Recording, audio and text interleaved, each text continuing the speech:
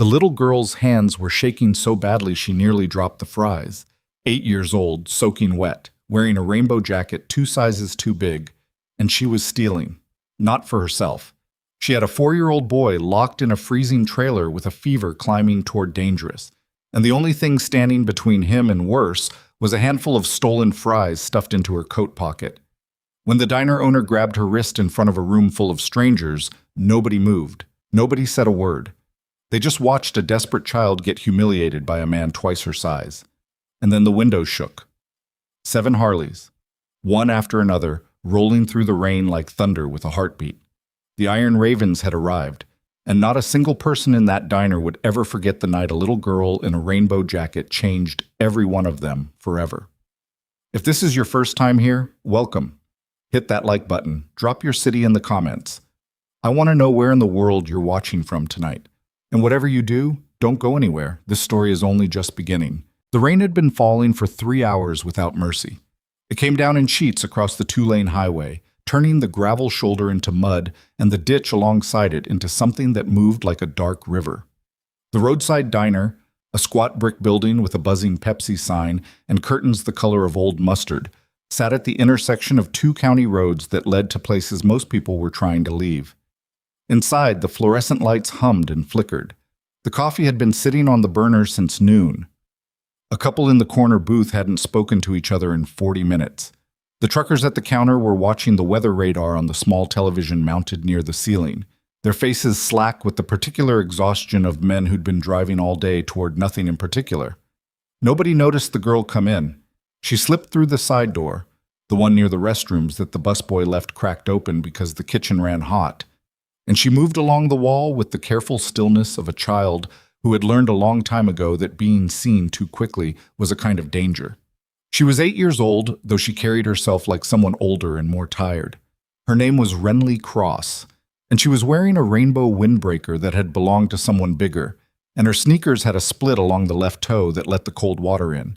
And she had been walking for close to a mile in the dark along a highway where the trucks didn't slow down for anything. Her hair was plastered flat against her forehead. Her hands were pale and shaking.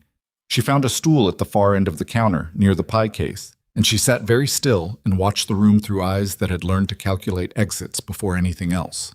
The waitress, a heavy-set woman named Darlene with reading glasses pushed up into her hair and a name tag that had been peeling for months, moved past her twice without looking. The third time, she stopped. "You ordering something, sweetheart?" Renly looked at the laminated menu in front of her. She looked at the prices. She set the menu back down. "No, ma'am, just warming up." Darlene looked at her for a moment with something that was almost concern, then someone at table 4 called for a refill, and she moved on. Renly exhaled slowly. Her eyes tracked to the counter, to the baskets of food sitting in the pass-through window waiting for pickup. An order of fries. Golden, still steaming. The smell of them hit her somewhere deep and involuntary, and she pressed her lips together and looked away. She had not eaten since yesterday morning. A gas station granola bar and half a bottle of water. But Owen hadn't eaten it all today, and Owen was 4 years old and burning with fever, and he was back at the trailer alone because she couldn't carry him this far in the rain, and she hadn't known what else to do. That was the whole equation of her life right now, reduced to its simplest and most brutal form. Owen first, Owen always, Owen before everything. So when Darlene disappeared into the back, and the couple in the corner booth was staring at their phones, and the truckers were watching the weather, Renly reached across the counter with both hands and took a fistful of fries from the basket in the window. She was halfway to her jacket pocket when the kitchen door swung open. "Hey!" The voice belonged to Carl Briggs, who owned the diner and had owned it for 22 years and had developed over that time a profound and specific hatred for anything that ate into his margins. He was a wide man with a red face and a voice that filled rooms, and he crossed the distance between the kitchen door and the counter in 4 steps. "What do you think you're doing?" Every head in the diner turned. Renly froze. The fries were halfway to her pocket. She pulled her hand back slowly, the food spilling across the counter, and she looked up at Carl Briggs with an expression that was trying very hard to be blank. "I'm sorry," she said. Her voice was completely steady. That steadiness cost her something. He could see the effort in her jaw, the way her throat moved. I'm sorry, I'll go. You'll go, all right. He grabbed her by the upper arm. Not violently, or at least not in the way that left marks, but firmly enough that she couldn't move, and his voice had that particular edge of a man who had decided to make a point in public. What's your name? Where are your parents? Please don't, she said quietly. Don't what? You were stealing from me, young lady. That's not something I just looked the other way on. The couple in the corner booth was watching now. One of the truckers had swiveled on his stool. Darlene had come back out from the back and was standing near the coffee station with a look on her face that suggested she was deeply uncomfortable but had no intention of getting in the middle of it. Nobody moved. Nobody said anything. The room held the particular quality of a crowd that had made its decision to remain audience. Renly looked at Carl Briggs's hand on her arm. She looked at the room. She looked at the door. Please, she said one more time. Just that word. Just the one. And there was something in how she said it. Something compressed and exhausted and old in a way that an 8-year-old's voice shouldn't be, that made Darlene look away and made one of the truckers study his coffee with sudden intensity. They heard it. Every person in that room heard what was underneath it. They just chose not to act on it. Carl was saying something about calling somebody, about what happened to kids who stole, about the state of things today when the building shook, not violently, not like an earthquake, more like a vibration that started in the floor and worked its way up through the stools and the counter and the walls, a deep mechanical bass note that every person in the diner felt in their sternum before they heard it with their ears. It started as one engine, then two, then more, overlapping, until the sound was something collective and enormous and impossible to ignore. Through the rain-streaked window, 7 sets of headlights swung into the parking lot. The engines cut, one by one, in no particular hurry, and then the door opened. They came in single file, which wasn't an accident. Everything about how the Iron Ravens moved through a space was deliberate, learned over years of operating in environments where the wrong entry could mean the wrong outcome. The first one through the door was a man named Briggs, not Carl Briggs, a different man entirely called Patch, on account of the scar that ran from his left eyebrow to his jawline, who held the door and stepped aside without a word. Then the others. 6 of them, dripping rain, filling the diner with the smell of wet leather and engine oil and cold night air. And then Gideon Mercer. He didn't have to announce himself. He never did. Grizz, that's what they called him, had called him for 15 years since his time in the service. When a sergeant who never got anyone's name right had looked at this massive, quiet, perpetually serious young man and said, "You remind me of something that's gonna eat me," stood 6'3" in his boots and carried the kind of stillness that rooms tended to reshape themselves around. His hair was dark and shot through with gray at the temples. His beard had not been trimmed since sometime in October. His leather vest, Iron Ravens patch on the back, was dark with rain, and the arms beneath it, bare to the cold because Grizz had never owned a jacket that fit properly, were covered in ink that told a story nobody had ever asked him to explain.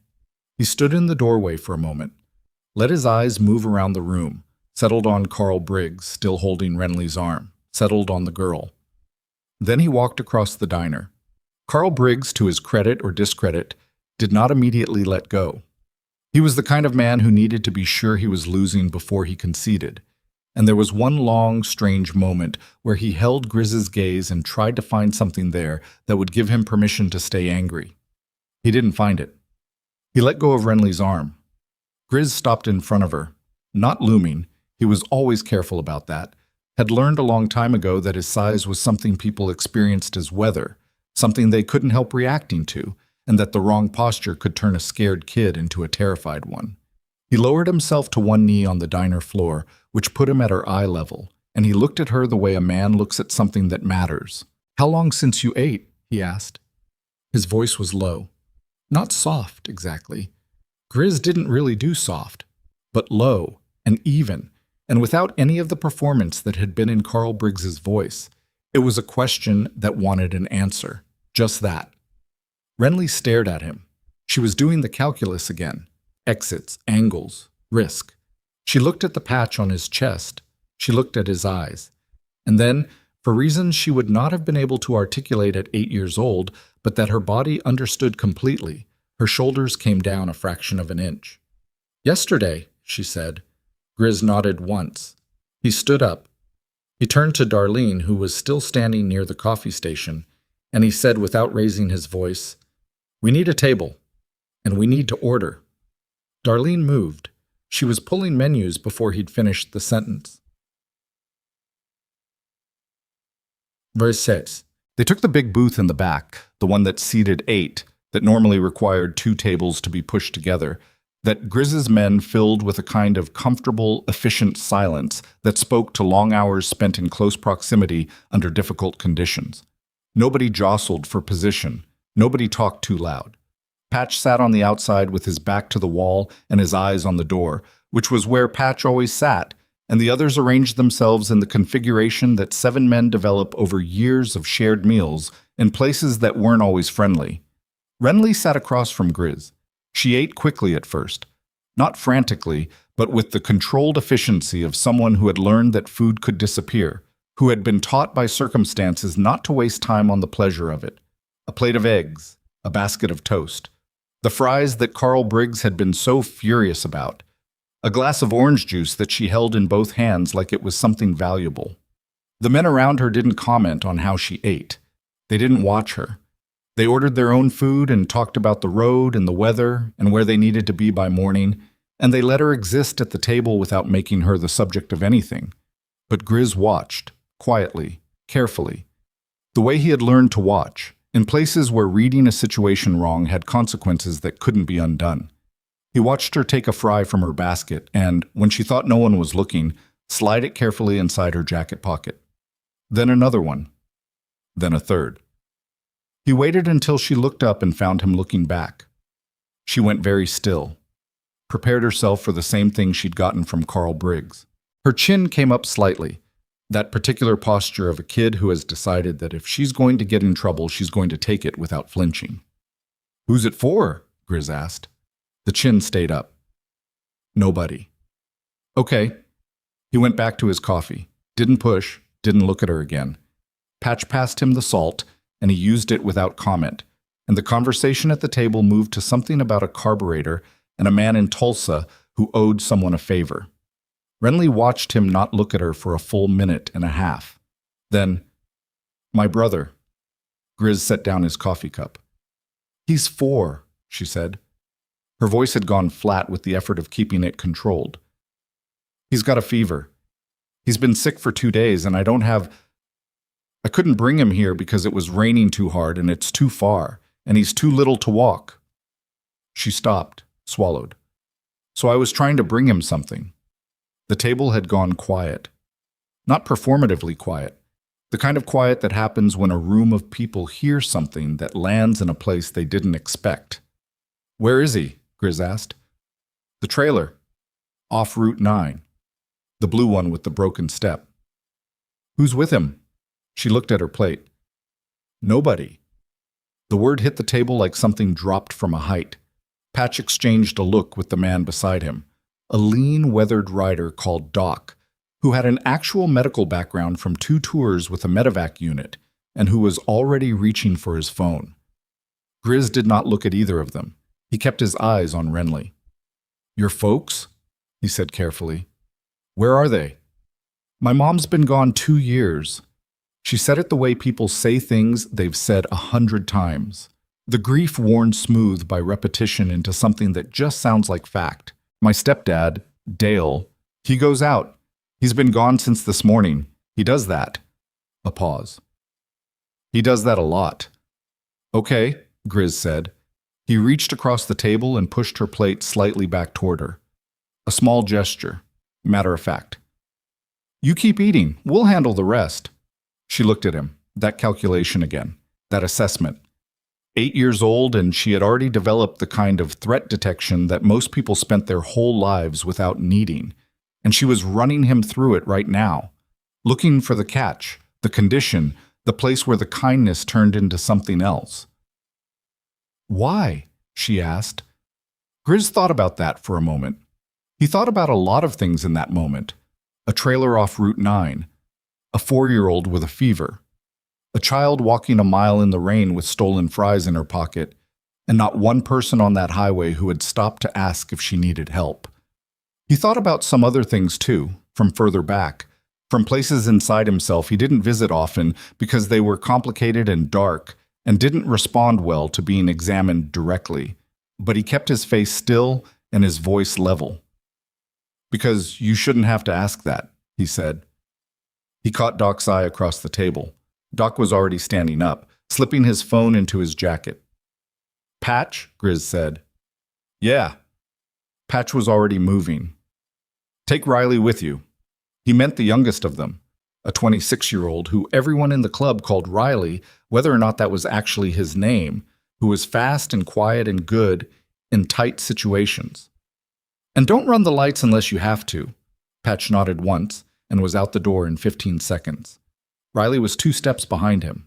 Renly watched them go through the diner window, watched them cross the rain-slicked parking lot and swing onto 2 of the Harleys still sitting outside, the engines turning over with a sound like something waking up.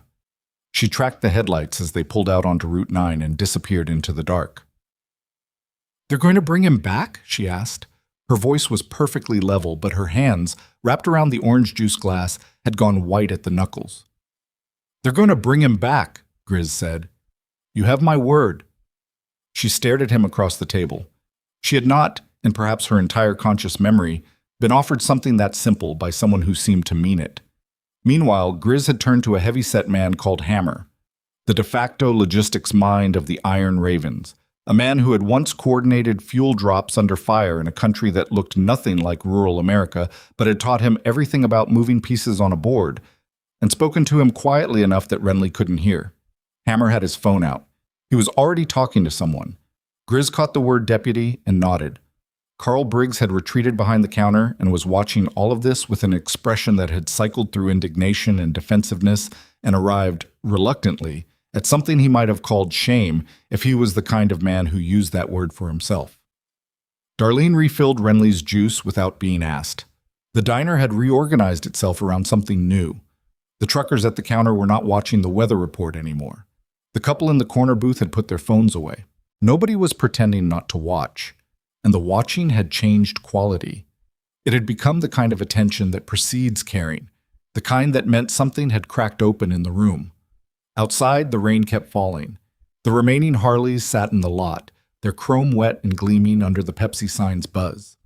2 more of the Ravens, men called Shep and Cutter, both ex-military, both carrying the particular quality of men who had learned to be calm in proportion to how bad things were, had positioned themselves near the entrance without being told. Not threatening, just present, the way large, competent men are present when they have decided to be somewhere. Renly had almost finished her food. She was watching the window. "What if he won't wake up?" she asked quietly. Not to anyone in particular, or maybe to herself. Grizz didn't offer her reassurance. He had been in enough situations to know that empty reassurance was its own kind of cruelty. "Doc's with them," he said. "He'll know what to do."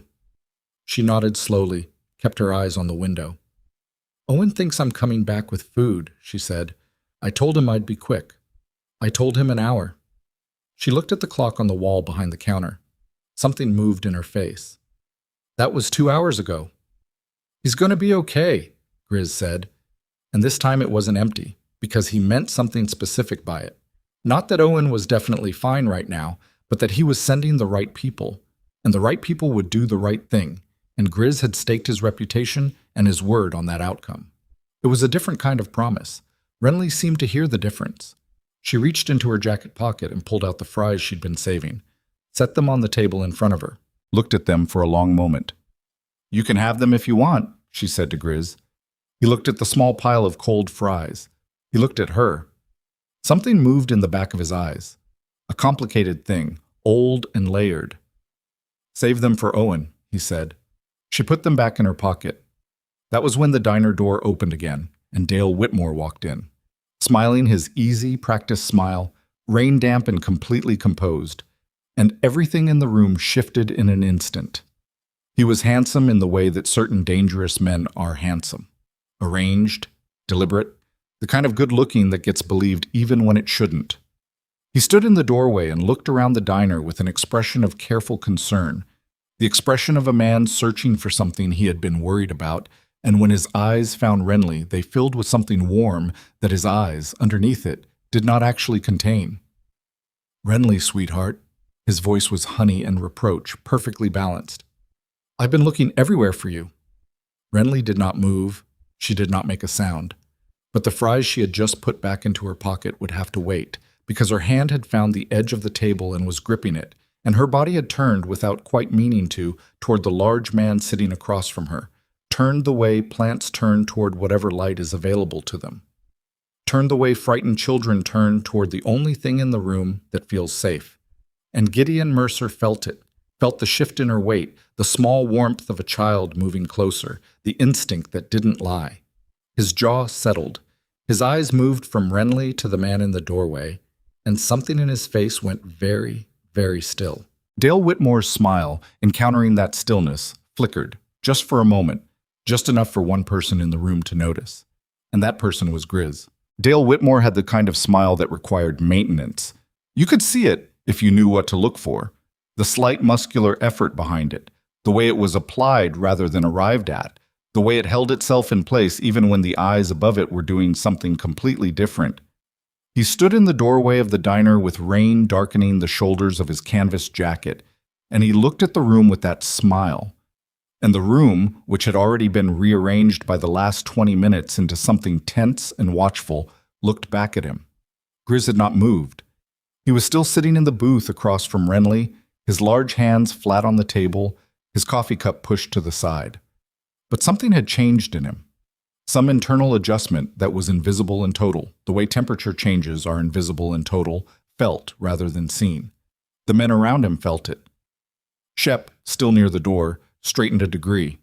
Cutter, who had been leaning against the far wall with the particular boneless ease of someone who had learned to rest in increments, came off the wall. Dale's eyes moved across the room, across the men in leather, and then settled on Renly. "Come on, sweetheart," he said. His voice had the warm and slightly wounded quality of a parent, trying very hard not to be embarrassed in public. "I've been driving every road in the county. Your brother's worried sick." Renly said nothing. Her hand was still on the edge of the table. The knuckles were white. Grizz watched her. He did not look at Dale.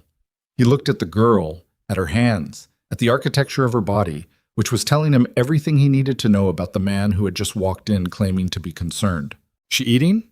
Dale said, switching tactics smoothly, directing the question at the room in a way that reframed the entire situation. He was a parent. These were strangers. A meal between a lost child and a group of bikers was something that required explanation. "Thank you all, really. We appreciate it. She does this sometimes. She gets anxious and she runs." He shook his head with paternal resignation. "We've been working on it." Darlene, behind the counter, made a small sound that wasn't quite a word. Carl Briggs, still behind the register, said nothing. He was watching Renly's hands. "We," Grizz said. Flat. Not a question. Dale turned his full attention to Grizz for the first time. The smile recalibrated. Slightly less warm, slightly more respectful. The version deployed for men who needed to be handled carefully. "I'm her stepfather, Dale Whitmore."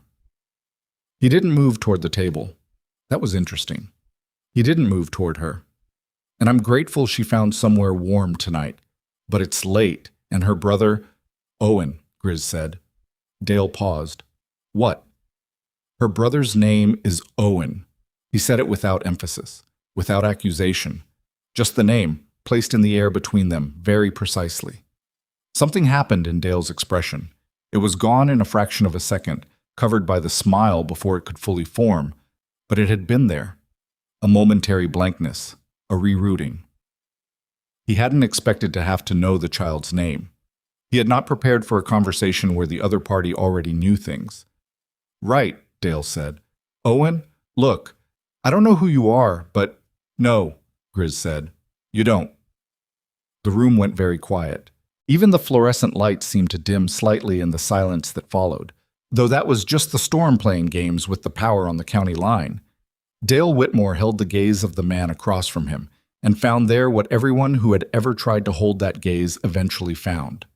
Nothing to push back against, nothing to be indignant toward, just a stillness so absolute it made you feel like you were the one who was wrong simply by being upset in the presence of it. Dale looked at Renly. "Baby," he said, softer now, the honey version again. "Let's go home." And Renly, 8 years old, hungry, exhausted, holding herself together with both hands, looked at Dale Whitmore and did something that took more raw courage than anything Grizz had seen in a long time. She shook her head. Not dramatically, not loudly. She just shook her head, a small back-and-forth movement, and pressed herself slightly closer to the inside wall of the booth. Dale's jaw tightened. The smile stayed. The jaw tightened beneath it like something trying to break through ice. "Renly," he said, and there was a warning in it now, a frequency beneath the honey that everyone in the room heard, and none of them acknowledged out loud. "When a child hides behind me," Grizz said, still quiet, still entirely level, "it stops being just a family matter." Dale turned back to him. The smile was gone. What replaced it was something cleaner and colder. The face a man wears when he's decided that performance is no longer necessary. "You're interfering in something that's none of your business," Dale said. "Maybe."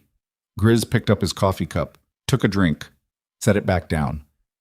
"But I'm still here, son." The next 7 minutes were the longest in that diner's recent history. Dale Whitmore did not leave. He also did not advance. He stood near the door and cycled through 3 different approaches: the concerned father, the aggrieved citizen, the reasonable man surrounded by unreasonable people, and each one met the same wall. Grizz didn't argue with him. He didn't escalate. He answered questions with questions or didn't answer them at all, and his men, distributed around the room like pieces on a board that someone thoughtful had arranged, said nothing and moved nothing and simply continued to exist in the space in a way that made the space feel very small and very claimed. Hammer was on his phone near the hallway to the restrooms, his voice too low to carry. Shep had moved, almost without appearing to move, to a position between Dale and the booth where Renly sat. Cutter had gone outside. Nobody saw him go, but through the rain-streaked window the outline of him was visible near the bikes, phone to his ear, the ember of a cigarette moving in the dark. Darlene refilled coffee she hadn't been asked to refill. Carl Briggs was doing something with receipts that required no doing.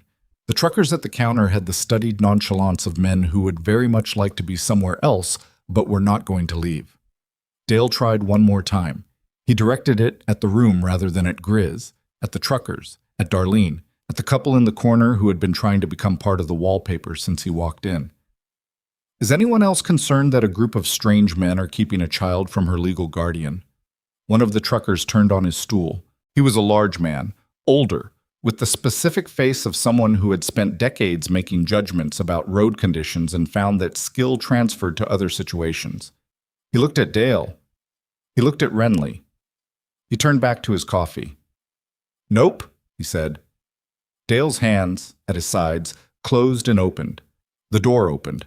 Patch came through first, which meant something had changed because Patch didn't lead with himself unless he needed the doorway cleared for what was behind him. He stepped aside the way he'd done before, and Doc came through carrying Owen. The boy was 4 years old and very small and burning. Even from across the diner you could see the color of him, too bright in the cheeks, too pale everywhere else. The particular glaze of a child whose fever has been climbing for longer than it should have. He was wrapped in a blanket that had come from somewhere in the trailer. Faded flannel, thin, smelling of damp and disuse. And he was not unconscious, but he was close to it, drifting in that half place where sick children go when the body is using everything it has for something else. Doc had carried him the way you carry something you intend to protect. Arms under and over, the child's head against his shoulder. No part of him exposed to the cold that was still coming in through the open door. Doc was not a large man, leaner than Grizz or Patch or Hammer, with a precise economy of movement that came from years of working in tight spaces under bad conditions. But he carried Owen with absolute steadiness. Behind him, Riley, who was carrying a small backpack and whose expression said things his mouth was not going to say. The diner rearranged itself around the arrival. Darlene made a sound and moved toward the coffee station and then stopped, not knowing what to do with her hands. The couple in the corner sat forward. The truckers turned. Renly came out of the booth so fast she nearly knocked over the orange juice. Owen. She crossed the diner in 5 steps and put her hand on her brother's face, feeling his forehead the way she had clearly felt it before, with the flat of her palm, practiced, checking the measurement. And the look that crossed her face when she felt the heat was not childlike. It was the look of someone who has been monitoring something for a long time and knows the number is wrong. "Hey, Bug," Owen murmured, not fully awake. His hand found her arm. "I'm here," she said. "I'm right here." She looked at Doc. "How bad?" Doc met her eyes without softening them. He understood, looking at this 8-year-old girl, that she did not want to be softened. "Bad enough," he said. "Not dangerous yet, but we need to get him somewhere warm and get fluids in him and get his temperature down in the next hour." "Okay," Renly said. Processing. Already calculating. "There's also this." Riley had set the backpack on the counter. He unzipped it. Inside, what visible to anyone in the immediate vicinity, which at this point was most of the diner, were the contents of the trailer's refrigerator, which was to say, a half-empty jar of peanut butter, some bread that was 2 days from expiring, a single can of soup, and nothing else. Riley also produced, from his jacket pocket, his phone. He held it out to Grizz. On the screen were photographs. Grizz looked at them for a long moment. Then he handed the phone to Hammer, who looked and then passed it without a word to Shep. The photograph showed the inside of a trailer where 2 children had been living. They showed a kitchen with nothing in it. They showed a bedroom where the heater was not plugged in. The cord visible clearly, lying against the baseboard without connection. They showed a small bed with a pillow without a case. They showed a window with a broken seal that had let the cold in until frost had formed on the inside sill. Patch looked at the photographs. He handed the phone back without expression, which meant everything. Dale Whitmore, still near the door, said, "You went into my home without my permission. That's breaking and entering. You're looking at charges." Nobody looked at him when he said it. Doc said, "We need warm broth. Does this place have chicken broth?" Darlene said, "I'll check the back." "He needs something to drink right now, something with electrolytes if you have it." "I have Pedialyte," said one of the truckers unexpectedly. When the room looked at him, he shrugged. "I got grandkids. I keep it in the cab." He was already standing up, digging for his keys. Owen had been moved to the large booth. Renly was sitting beside him with his head in her lap, her hand on his forehead, and she was doing a thing that Grizz noticed and filed away. She was talking to him in a quiet, steady voice. Not baby talk, real talk, telling him what was happening, step by step, the way you'd talk to someone who needed to understand. The fever medicine Doc found in his kit, the warm place they were in, the fact that she was there. "I told you I'd come back," she said to him quietly.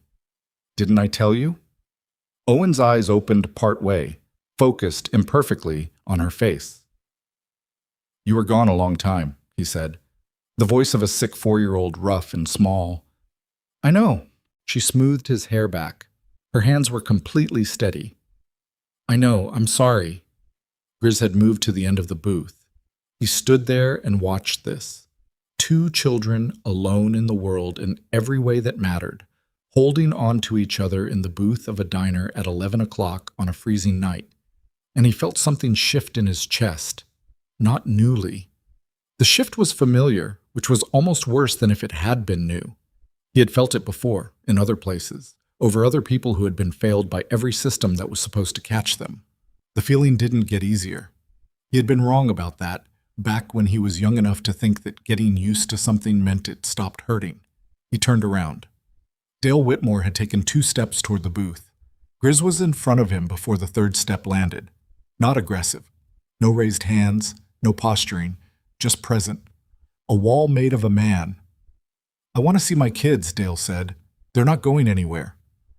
Grizz's voice was quiet enough that only Dale could hear him clearly. "Neither are you.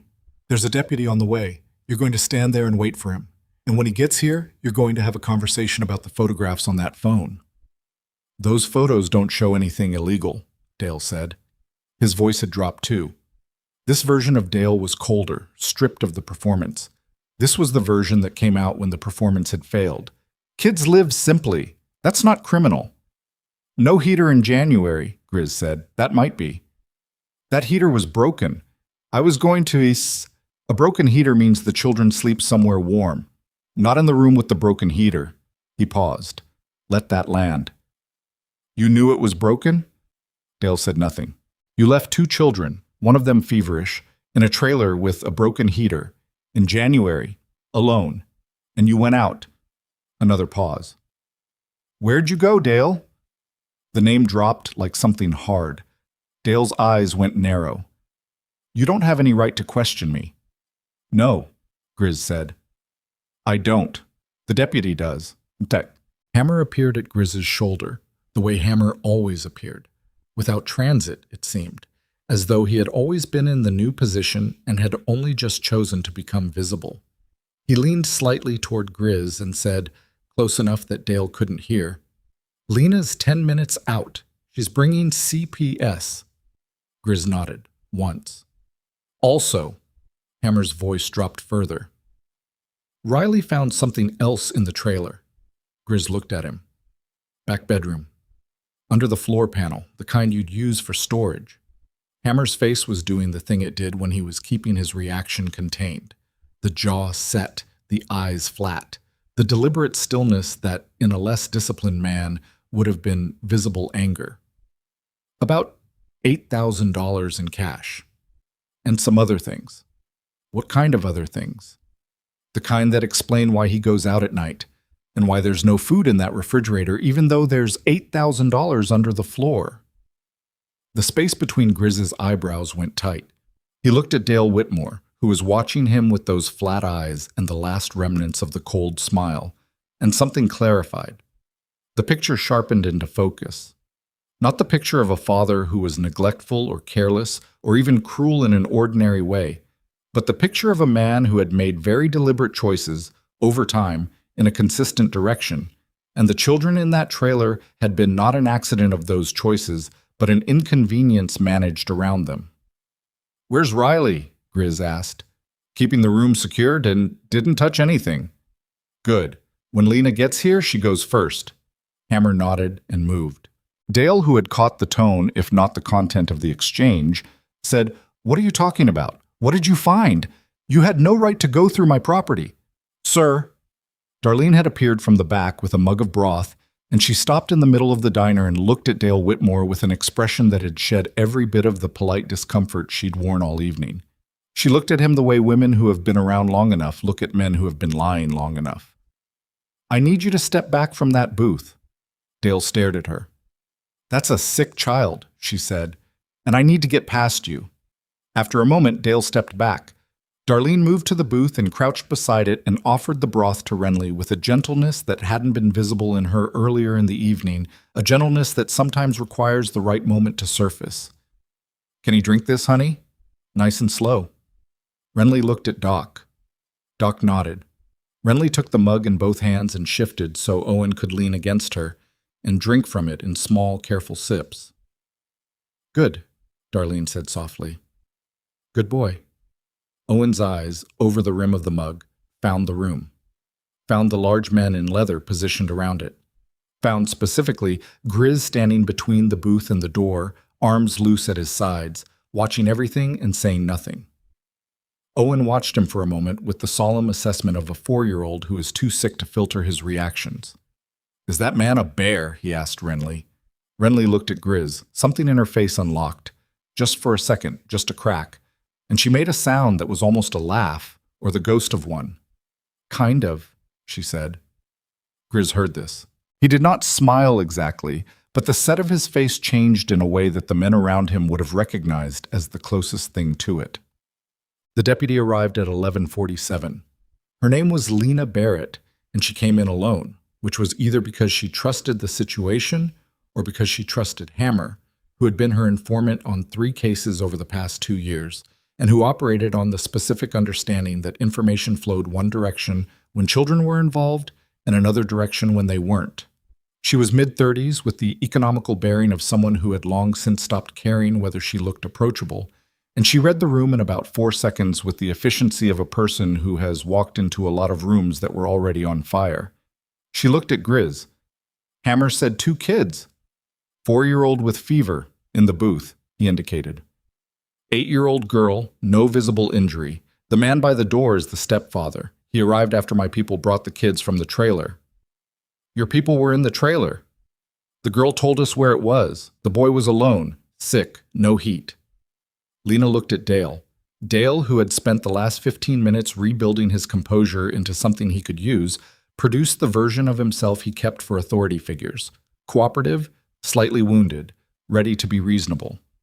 He extended his hand. Dale Whitmore. I want to be fully cooperative. I'll get to you, Lena said. She walked past him to the booth. She crouched beside it. She looked at Owen. She looked at Renly. She took off her jacket and put it around Renly's shoulders without asking, and Renly did not resist it, which said something about how cold she actually was. Hey, my name's Lena. You okay? Renly looked at her with that careful assessment. I'm okay. Your brother's going to the hospital. You understand that? A pause. Renly's arm tightened around Owen. With me? If I can arrange it. Lena looked at Doc. What's his temp? When I checked it at the trailer, it was 103.4. He's had ibuprofen. He's been drinking. He's responding. Where's CPS? Behind me. They're parking. Lena nodded, stood up, turned to Dale. Mr. Whitmore, you can step outside with me. It's raining. Yes, it is. She held the door. Something in the room shifted. Dale looked at the door, looked at the room, and for the first time since he'd walked in, looked uncertain. The architecture of the situation had been rearranging itself around him for the past half hour, and he had been too busy performing to notice, and now he noticed, and the space available to him felt very much smaller than it had when he'd walked in with the smile and the warm, reproachful voice. He went to the door, stopped, turned back to Renly. We'll talk about this tomorrow, he said. Still smooth, still controlled, but underneath it, something had changed. A register shift, something lower, something that was meant for her to hear and not the room. Renly did not look at him. He left. Lena looked at Grizz as she followed. Don't go anywhere. Wasn't planning to. The door closed. Through the window, the ghost of Lena and Dale on the wet sidewalk, the blue and red suggestion of the cruiser's lights in the parking lot, the rain still coming down. Hammer watched through the glass with his arms crossed and said nothing. Patch moved to the window too. After a moment he said quietly, to no one in particular, he knew. Nobody asked what he meant. They all knew what he meant. Dale Whitmore had looked at a sick child in a booth and said, we'll talk about this tomorrow. Not to the room, not to the deputy, to an 8-year-old girl, a reminder, a message dressed up as a parting line. Shep said, equally quiet, he's not walking out of this clean. No, Patch said. He's not. Grizz was still watching the window. Riley had appeared from the back hallway with his phone, and Hammer moved to him and they exchanged a look, and Riley showed him something on the screen and Hammer's face tightened briefly before resettling. He came to Grizz. The cash in the trailer, Hammer said, low beside him. Riley got eyes on some of the other contents of that compartment before he locked it back down. Grizz waited. There were names, Hammer said, in a notebook. Addresses. Amounts. The kind of record-keeping a man does when he doesn't trust anyone enough to share the information. Grizz looked at him. What kind of operation? That's the question. Hammer glanced at Lena's outline through the rain-streaked glass. But if it's what it looks like, and I think it is, then Dale Whitmore has some people in his life who are not going to be happy about a deputy going through that trailer. The weight of that settled. The kids, Grizz said. Yeah. Hammer's voice was flat. The kids are loose ends, if the wrong people decide to look at this that way. From the booth, Owen had fallen into a thin and restless sleep, his head in Renly's lap, the mug of broth empty beside him. Renly was awake. She was always awake. Her hand moved in a slow, unconscious circle on her brother's back, and she was watching the window with eyes that were tracking something beyond the rain, something that hadn't ended when the door closed. Grizz turned from the window. He looked at his men, Patch, Hammer, Doc, Shep, Cutter, Riley. Arranged around this freezing diner at midnight in January, 7 men who had not planned to be anywhere near this county road tonight, who had stopped for coffee and shelter from the rain, and found instead a child stealing fries for her sick brother. He looked at each of them in turn, and they looked back, and nothing was said because nothing needed to be said, because they had all arrived at the same place in the same moment through the same reasoning, and the reasoning was simple and non-negotiable. The girl was not going to be safe tonight. Not because Dale Whitmore was dangerous in the way that required a weapon, though that remained to be determined, but because Dale Whitmore was the kind of man who kept a notebook with names and addresses under a floorboard. And those names and addresses meant other men, and other men meant a problem that a single deputy and a CPS worker were not going to be sufficient to contain. Grizz pulled out his phone. He typed one message and sent it and put the phone away. Patch raised an eyebrow. "Called church," Grizz said. It was what they called it. The full gathering, all available members. Told them to come in quiet. Patch looked out the window, at the rain, at the dark, at the 2 children in the booth. "How many you think are coming?" he said. Grizz picked up his coffee cup. It had gone cold. "All of them," he said. He was right. He was always right about this. Because the thing about the Iron Ravens, the thing that people who only saw the leather and the ink and the size of them never understood, was that they were not complicated in the ways that mattered. They were men who had been broken by the world in various ways and had rebuilt themselves around a single operative principle. A thing so simple it sounded almost naive until you understood what it had cost each of them to arrive at it. You did not leave people behind. You did not leave children in the cold. You did not look away when the system turned its back. You stayed. Outside, the first headlights were already turning into the lot. Not 7 bikes this time. More. And inside the booth, Renly had gone very still. She was looking at the window, at the headlights multiplying in the rain like something she didn't have words for yet, something that her body was receiving before her mind could process it. The specific quality of not being alone that she had not felt in so long, it had almost ceased to exist as a possibility. She looked at Grizz. Her voice was very small. "Are those more of yours?" Grizz set down the cold coffee. "Yeah," he said. "They are." She looked back at the window, watched the headlights, did not look away for a long time. That was when her phone buzzed. The phone that Dale had given her, a battered prepaid thing, the kind you could argue was a safety measure until you understood it was a leash, buzzed once on the table where she'd set it. She looked at the screen, one message, from Dale's number. 3 words. She read them again. And the color left her face in a single, complete withdrawal, the way color leaves things when the cold gets deep enough to reach them. She looked at Grizz.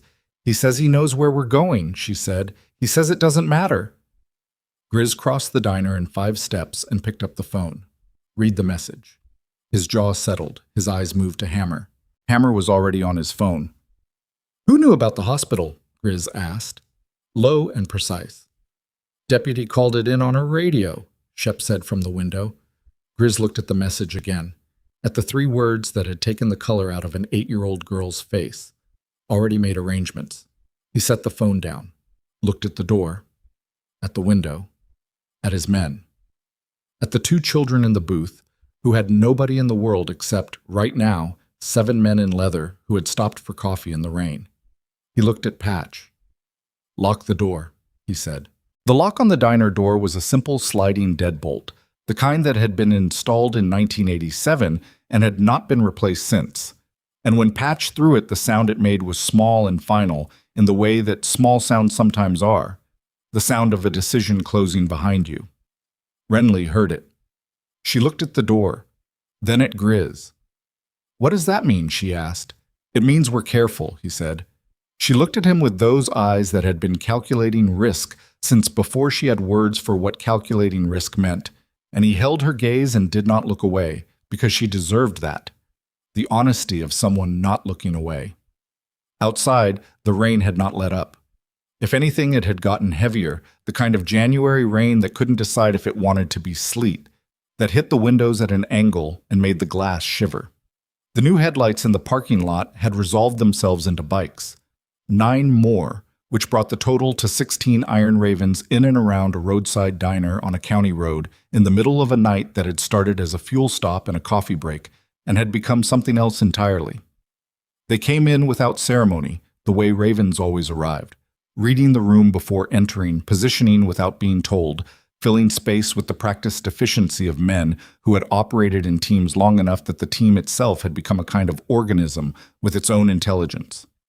Grizz spoke to them quietly, near the door, while Doc monitored Owen in the booth and Darlene moved through the room, refilling things that didn't need refilling because she needed something to do with her hands. The briefing took under 2 minutes. 3 words on a phone screen, a notebook under a floorboard, a deputy outside with a man who kept records of names and amounts. The shape of the situation, compressed into its essentials, passed from one man to the next the way information passes through a body under stress. Fast, specific, no ornamentation. Hammer pulled Grizz aside near the hallway. "I called a contact," he said. "About the notebook. Described the format, what Riley saw on the pages." "And?" Hammer's face was doing the contained thing. "He said it sounds like a collection ledger, the kind used by distribution networks, not retail, middle tier. Somebody trusted Dale to keep accounts."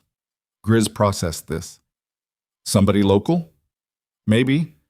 Or somebody who needed a local address and a man with kids who made him look settled." Hammer looked toward the booth, toward Renly, who was watching them from across the room with her hand still on her sleeping brother's back. The kids weren't incidental. Having kids made him look like a family man, harder to suspect. The weight of that particular truth was significant. Not just that Dale had neglected them, not just that he'd endangered them, but that their existence had been useful to him, that he had kept them the way certain men keep things, not out of affection, but because the thing served a function, and when the function expired, the thing could be discarded. "The people he works for," Grizz said, "they know about the notebook?" "That's the question." Hammer's voice dropped lower. "If they don't, they will once Lena starts processing the trailer. And if they do, the kids become liability. The kids are already liability. That message wasn't from Dale improvising. That was Dale telling someone he has a problem and needs it managed." Grizz was quiet for a moment, the rain against the windows, the hum of the lights. Somewhere outside, a truck on the highway that didn't slow down. "Where's Dale right now?" Hammer looked toward the window. The cruiser's lights were no longer visible. "That's the other thing," Hammer said. Lena Barrett came back through the diner door at 12:14 with rain on her jacket and an expression that said she had already had a conversation she hadn't expected to have tonight and was recalibrating. She found Grizz near the counter and pulled him 2 steps away from the nearest person with a gesture that said, "This is not for the room." "Whitmore's gone," she said. Grizz looked at her. "He was outside with me, cooperative, answering questions. I had him at the cruiser. I turned to get my pad from the seat. When I turned back, he was gone." She said it flatly, without excuse. "He went between the vehicles. By the time I got around to the other side of the lot, nothing. There's a service road behind the property. You call it in?" "First thing. But he had maybe 90 seconds on me, and the service road hits 3 different county routes. In this rain," she stopped, started again. "I've got units looking, but I want to tell you what else." Grizz waited. "The CPS worker who was supposed to come with me tonight, Sarah Henning, she called me 20 minutes ago to say she'd been redirected. Someone in her chain of command called her off this address and sent her to a domestic across the county." Lena's voice was very level. The levelness of someone who has realized in the last 20 minutes that something around her is larger than she initially perceived, and is choosing to be precise rather than alarmed because precision is more useful. She said the call came from her supervisor, but her supervisor is off tonight. Somebody used the supervisor's extension. The diner had gone very quiet around them, the kind of quiet that means the room is listening without appearing to. "Someone redirected CPS," Grizz said. "Someone who knew enough to use an internal extension and knew Henning was assigned to this call." Lena looked at him directly. "Which means somebody with access to dispatch logs or department systems. Which means it's not just Dale." "No." She exhaled through her nose. It's not. Grizz turned to look at the room, at the booth where Owen slept and Renly watched, at his men distributed around the space, at the locked door, at the windows and what was beyond them. A parking lot full of Harleys and a service road and a dark county route going 3 directions at once. How clean is your department? He asked. Quiet, without accusation. Lena looked at him for a long moment. This was the question that nobody wanted to be asked because it required you to consider something about the institution you wore on your chest, and considering it honestly meant acknowledging that the institution was made of people, and people were sometimes compromised, and sometimes the compromise ran in directions you hadn't looked. I don't know, she said, and that honesty cost her something, visibly. I know who I trust. I don't know who I can trust tonight. Okay. Grizz turned back to Hammer, who was close enough to have heard most of it. We assume the trailer's being monitored. We assume the service road's being watched. Agreed, Hammer said. We don't move the kids until we know where we're moving them to. Lena said, I need to get the boy to a hospital. You need to get him to a hospital through channels that Dale Whitmore can't access in the next 10 minutes, Grizz said. Which means you need to know exactly who's on shift at that hospital tonight, and exactly who in your department is in the loop, and whether either of those things has been touched. Lena opened her mouth, closed it, because he was right, and she knew he was right, and the rightness of it was uncomfortable in the way that true things sometimes are when they require you to distrust systems you have been taught to rely on. She pulled out her phone and walked to the far end of the counter, voice low. Darlene appeared at Grizz's elbow. She had been behind the counter for the last 10 minutes, and she smelled of coffee and dish soap, and she looked at him with the particular expression of a woman who has worked a late shift in a roadside diner for 15 years and has seen variations of bad, but is looking at a version of it tonight that she hasn't encountered before. What do you need? She said. Not what's happening, not what should I do. What do you need? The question of someone who has decided to be useful. Grizz looked at her. Keep the coffee coming. Don't let anyone in or out unless I say. Carl's going to have a problem with that. Carl can take it up with me.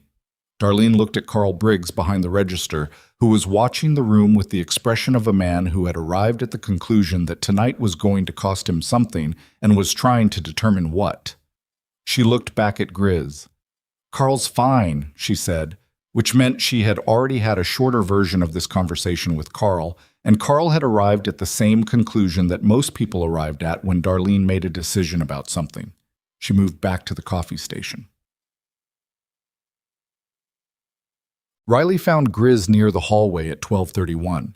He was the youngest of them, and he was usually easy to read. Not inexperienced, nothing like that, but he wore things closer to the surface than the older men, and right now what he was wearing was something careful and reluctant.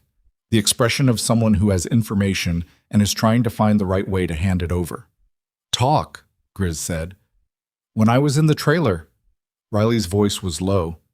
Before Doc got there with Patch. I had a few minutes alone. He paused. I looked around. I know, the notebook. Not just the notebook. He pulled out his phone, navigated to something, held it out. On the screen was a photograph Riley had taken.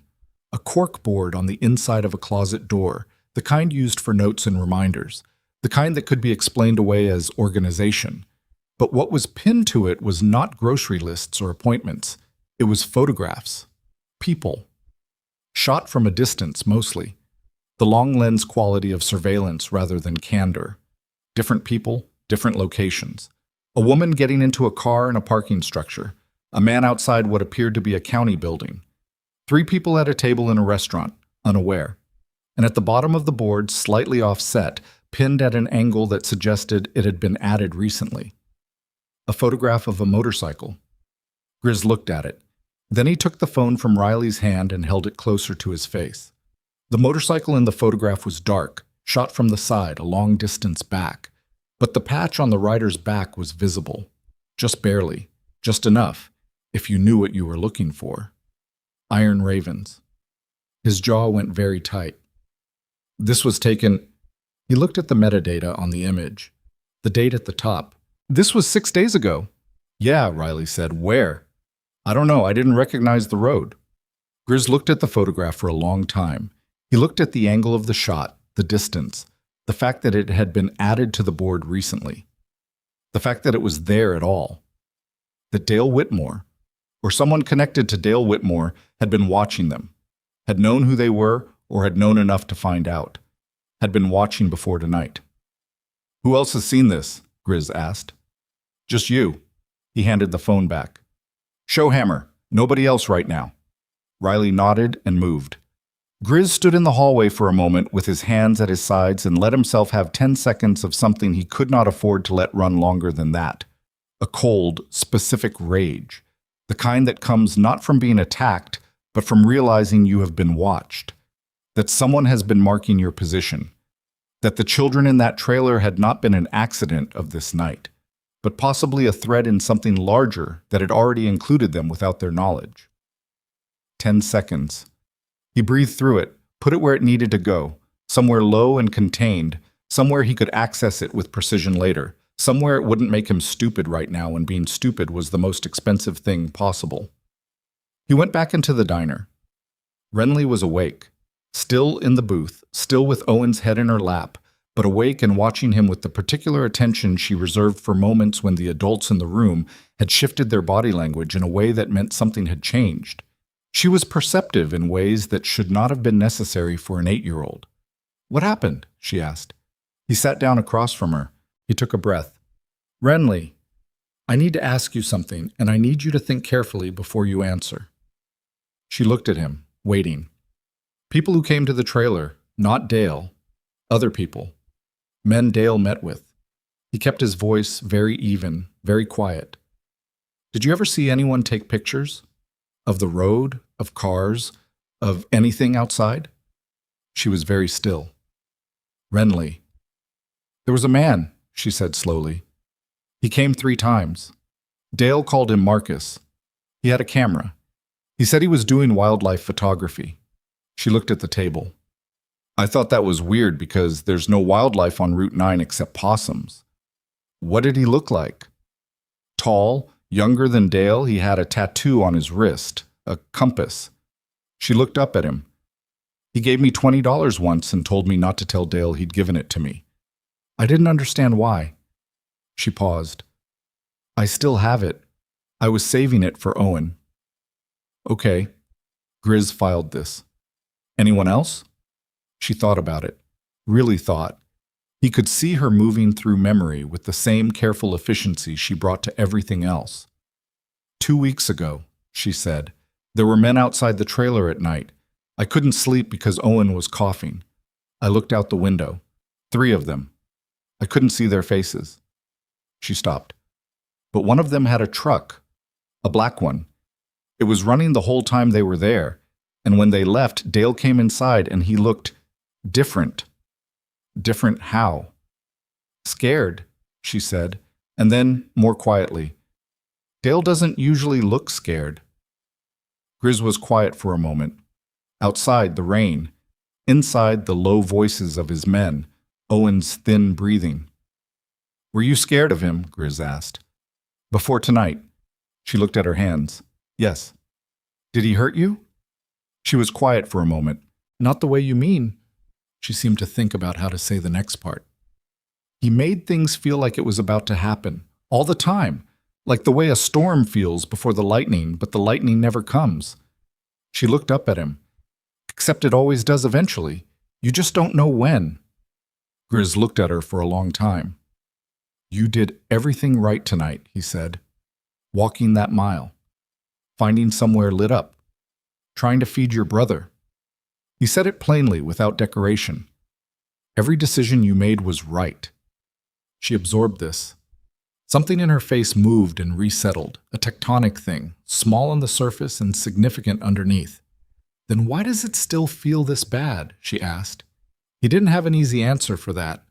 He didn't offer one. Because being right doesn't protect you from what comes next, he said. It just means you were right. The rest of it is what we deal with. She nodded, slowly, like someone filing something away. Hammer came to him at 12:51. The expression on Hammer's face when he crossed the diner was the expression he wore when the logistics had changed in a direction that required the plan to change faster than plans usually like to change. Grizz recognized it immediately and met him halfway. "Talk," he said. "I've been running the name Whitmore against everything I have access to." Hammer was the kind of man who, in a former life, had access to systems that people in his current life were not supposed to have access to, and who maintained, through a network of relationships cultivated over 15 years, a shadow capability that had proven useful in exactly this kind of situation. Dale Whitmore is not his real name. Grizz looked at him. The social security number on his lease for the trailer comes back to a Richard Crane, deceased 2019, out of Billings, Montana. The driver's license is a good fake. Not great, but good enough for county-level checks. Hammer paused. His real name, based on the prints Riley lifted from a glass at the trailer, don't ask me how I ran them, the answer is uncomfortable, is Nathan Pollock.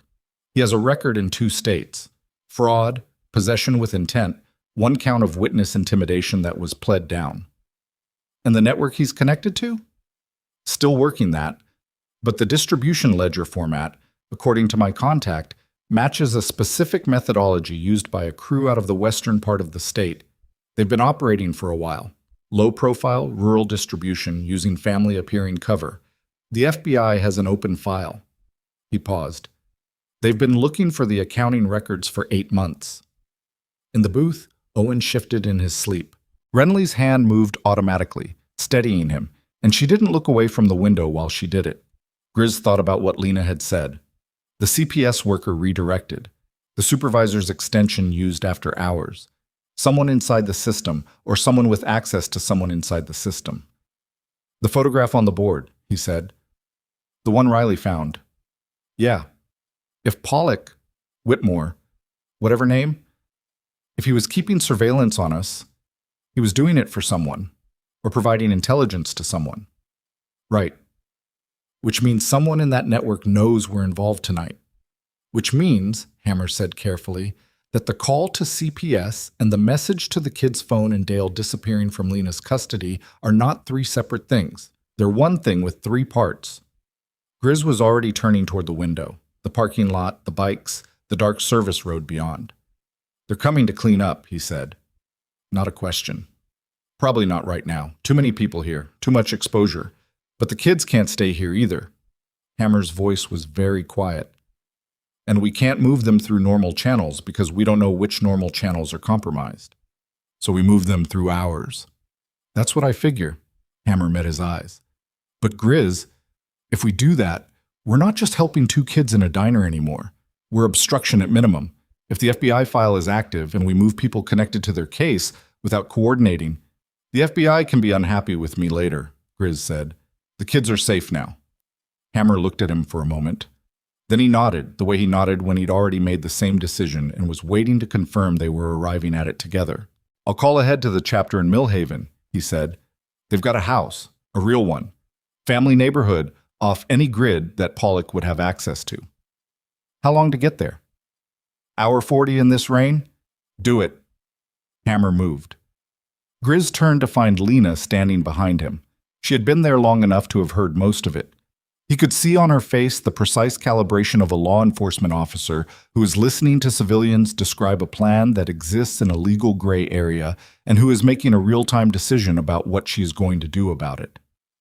"You heard that," Grizz said. "I heard that." "And?"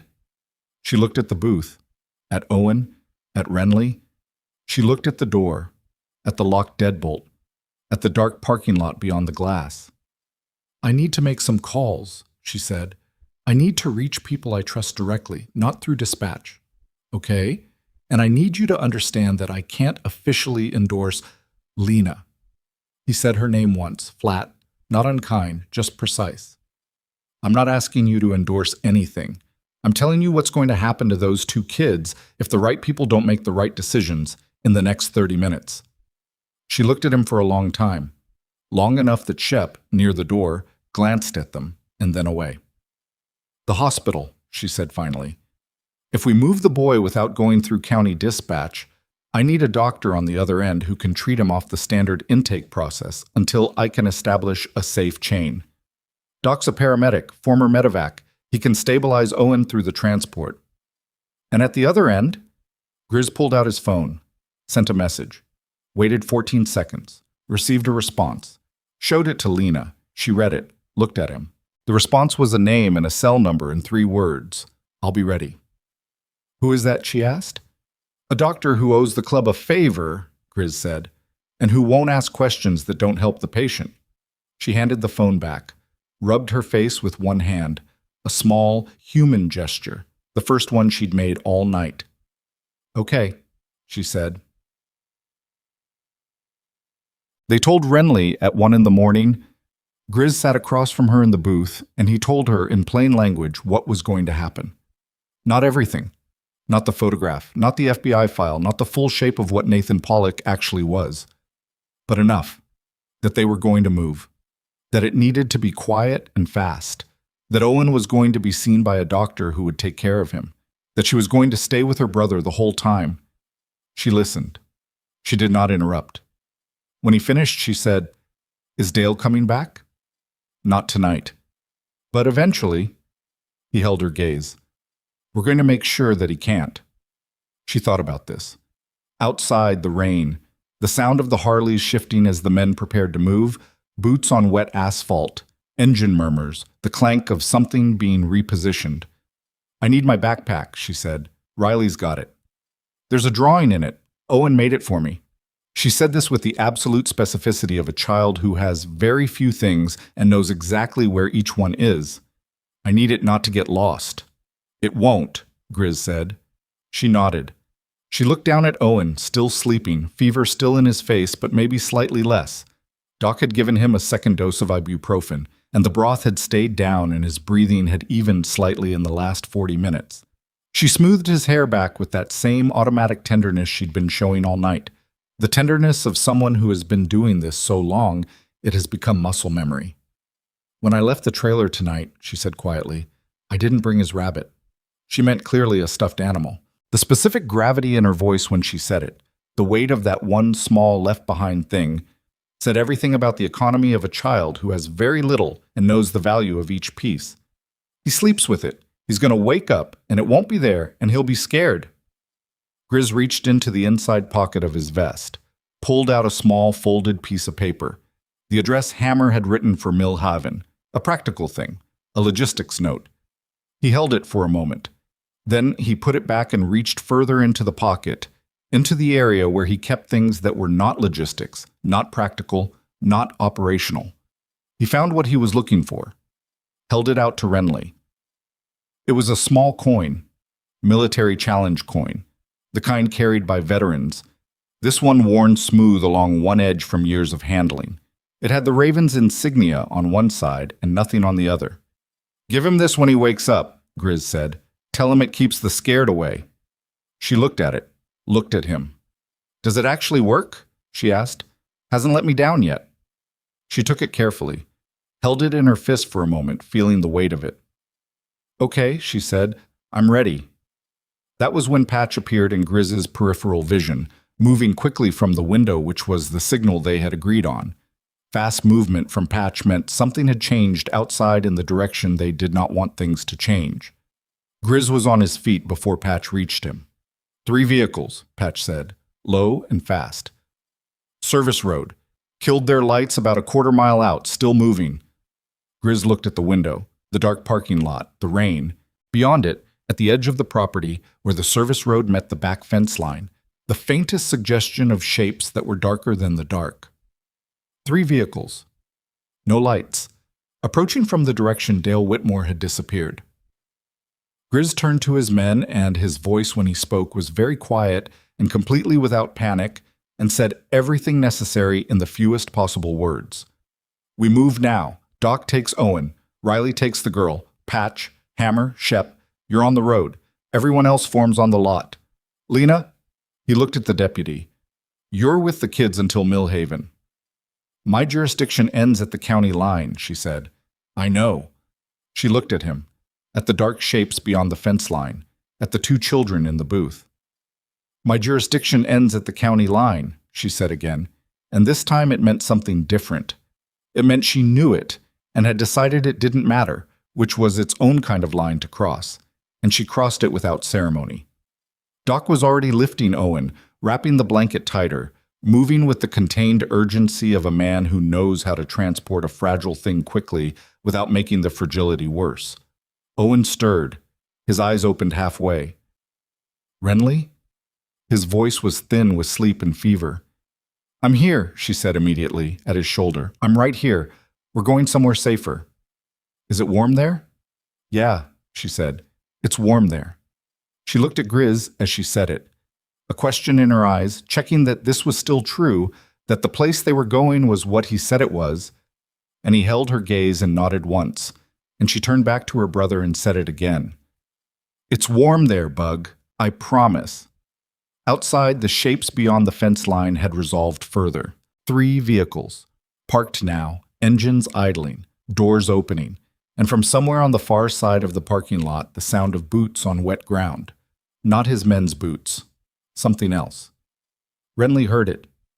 She looked at the window, and the expression that crossed her face in that moment, that specific, exhausted, this is what I knew was coming expression, was not the expression of an 8-year-old child. It was the expression of someone who had been waiting for the worst-case scenario long enough that its arrival felt less like shock and more like confirmation.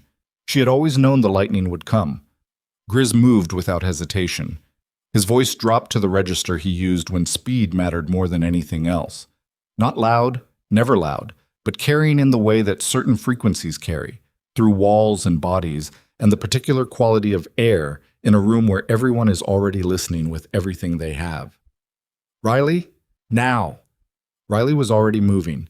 He had Renly by the hand, but not dragging, not rough, but firm and directional. The grip of someone who has decided where the next 30 seconds go and is not negotiating that decision. Renly moved with him. She did not resist, and she did not hesitate, and she did not look back at the window, which took more discipline than most adults Grizz had ever known could have managed in that moment. Doc had Owen. Owen was awake now, thin and feverish and confused, and Doc was carrying him the same way he'd carried him from the trailer, arms under and over, the child's head against his shoulder, everything protected that could be protected. Owen had one hand in Doc's jacket collar, and the other hand closed around Grizz's challenge coin, and he was not crying, which was somehow more difficult to look at than crying would have been. Back door, Grizz said to Doc. Darlene. Darlene was already there.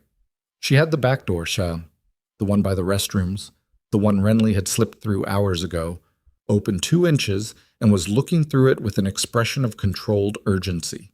She had turned off the exterior light above it without being told. The alley behind the diner was dark. Clear, she said. How clear? I don't see anything. Grizz looked at Patch. Patch went to the back door, opened it fully, and went through first. 6 seconds. He came back. Clear, he said. For now. Doc went through with Owen. Riley went through with Renly. Lena was behind them, her hand on her holster, her radio in her other hand set to a frequency she had described to Grizz in 3 words. People I trust, and which she would use only if the situation required escalation she couldn't manage without backup she was certain of. Grizz stopped at the back door. He turned to look at the diner. At Darlene, who had picked up the phone behind the counter and was already dialing 911, the call she was supposed to make, the call that would bring whatever it would bring, but that was the right call to make. And she knew it. At Carl Briggs, who had come out from behind the register and was standing in the middle of the room with his arms at his sides and his face arranged into something Grizz had not expected to see on it. Resolve. The truckers had not moved. The couple from the corner booth had moved, to the window, where they were watching the dark at the fence line with their phones out. Hammer was at Grizz's shoulder. Rear lot, Hammer said quietly. I've got 9 on the bikes. Shep's got the road. The 3 vehicles, Grizz said. Sitting, engines on, nobody's moved yet. They're waiting to see what we do. Yeah. Then let's give them something to look at. He stepped back from the door and looked at the 9 men who were not going to the back alley, who were going to stay exactly here, in this diner, between the front parking lot and everything behind it. He looked at them, and they looked back, and nobody needed a speech because nobody had ever needed a speech. They had been this before. Not this specifically, not this diner, not these children, but this moment, this weight, this specific gravity of a situation where something important was sitting on one side of a line and you were standing on the other side of it. "We don't go to them," Grizz said. "They come to us. We stay visible and we stay planted, and nobody moves first." He paused. "And nobody throws a punch that doesn't need throwing." Patch looked at him. "What if they throw first?" "Then we finish it." Cool. They came through the fence line at 1:17 in the morning. 4 of them, initially. Through a gap in the chain link at the back of the lot where the fence post had pulled from the ground, a gap that Grizz noted as he watched through the window, they went to without hesitation, which meant they knew it was there, which meant they had scouted this property, which meant this was not improvised. 4 men, moving across the parking lot toward the diner in the rain. Not running, not rushing. The deliberate pace of men who have calculated the variables and arrived at a conclusion about how this ends. Grizz watched them come. Behind him, his men had arranged themselves the way they always arranged themselves, the geometry of long familiarity, everyone in the right position without being told. Hammer near the register, where he had a sight line to both doors. Shep and Cutter flanking the front entrance. The others distributed through the room with the appearance of casual presence and the reality of absolute readiness.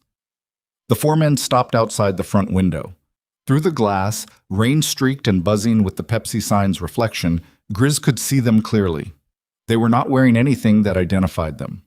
Civilian clothing, dark, practical. One of them was Marcus. The compass tattoo on his wrist was visible even at this distance, even in this light.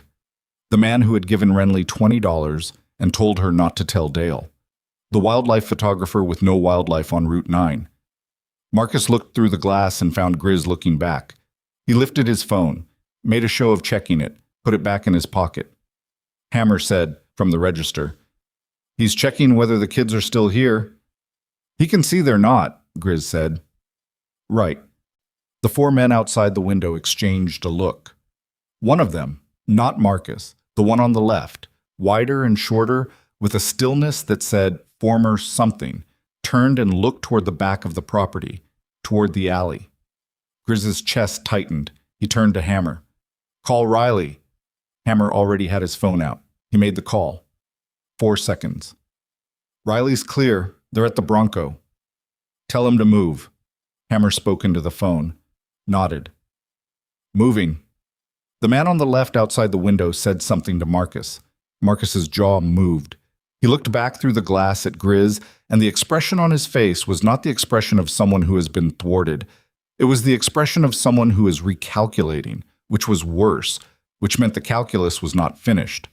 Marcus held up one finger, toward Grizz, through the glass. 1. The door opened. Just Marcus. The others stayed outside, which told Grizz something about the structure of this. Marcus was the talker, the others were the consequence if the talking failed. Standard arrangement. He had seen it before in different configurations. Marcus came in and stopped 6 feet from the door, and he looked at the room with the patient assessment of a man taking inventory, and then he looked at Grizz. "Let me save us all some time," Marcus said.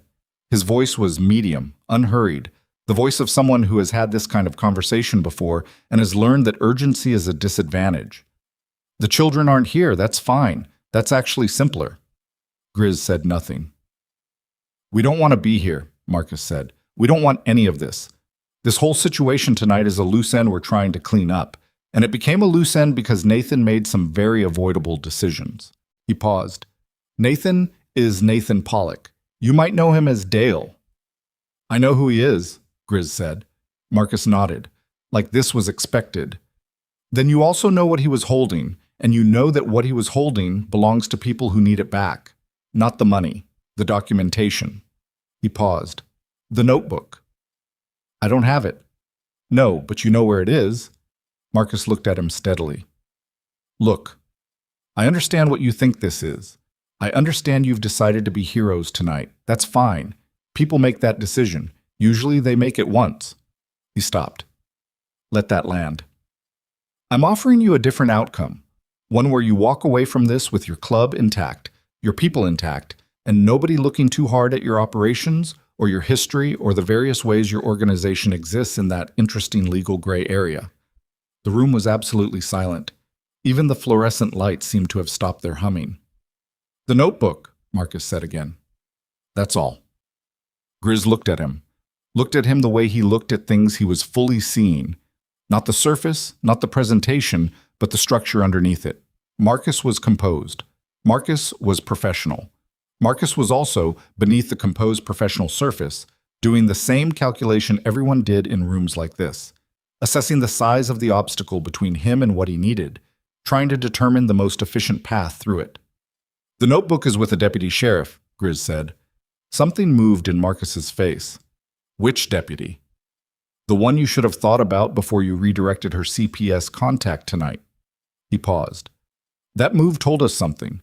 People who have nothing to hide don't redirect child protective services from a sick 4-year-old. Marcus was quiet for a moment. Nathan made some choices about how he lived his life, Marcus said finally. The children were not our arrangement. They were his. Whatever he did or didn't do for them is not something you want to finish that sentence about, Grizz said. In this room, in front of these people. The 2 truckers at the counter had turned around. They were sitting with their backs to their coffee and their eyes on Marcus with the particular expression of men who had heard enough of a conversation to have formed a clear opinion about it. Marcus recalibrated. We're not interested in the children. The message to the girl's phone, Grizz said. Already made arrangements. That was yours, or it was Pollock's? Marcus said nothing, which was its own answer. Because if that was yours, Grizz said, and his voice had gone to the lowest register it could go, we have a different conversation than if it was his. That was Nathan managing his own panic, Marcus said. Slightly too fast. That was not a sanctioned communication. Sanctioned, Cutter said from the wall. Just the one word, said with a flatness that conveyed everything he thought about it. Marcus turned slightly toward Cutter, turned back. I need the notebook, he said. I need you to tell me where the children are, and I need this to end tonight without further escalation. He looked at Grizz. Those are the parameters. No, Grizz said. Marcus blinked, once. The notebook stays with the deputy, Grizz said. The children are somewhere you're not going to find them tonight or any other night through methods available to you. And this ends when it ends, which is when enough federal law enforcement arrives to make what you're doing out there in the parking lot very expensive for everyone connected to Nathan Pollock's operation. Silence. Federal, Marcus said. Just the one word. The file's been open 8 months, Grizz said. You knew that. You should have known we'd know it too. For the first time, Marcus's composure showed a seam.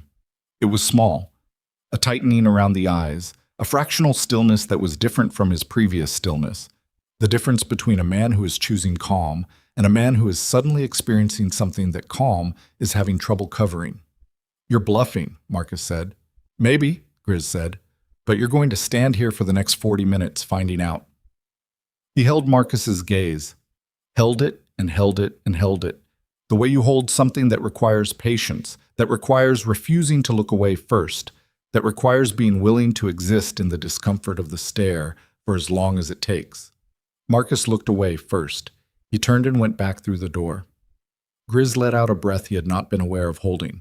Behind him, Hammer was already on his phone. Shep had moved back to the window. Through the glass, Marcus had rejoined the 3 men outside, and they were talking, fast, low, turned partly away. The body language of a conversation that had introduced new information and was being revised in real time. Hammer, Grizz said.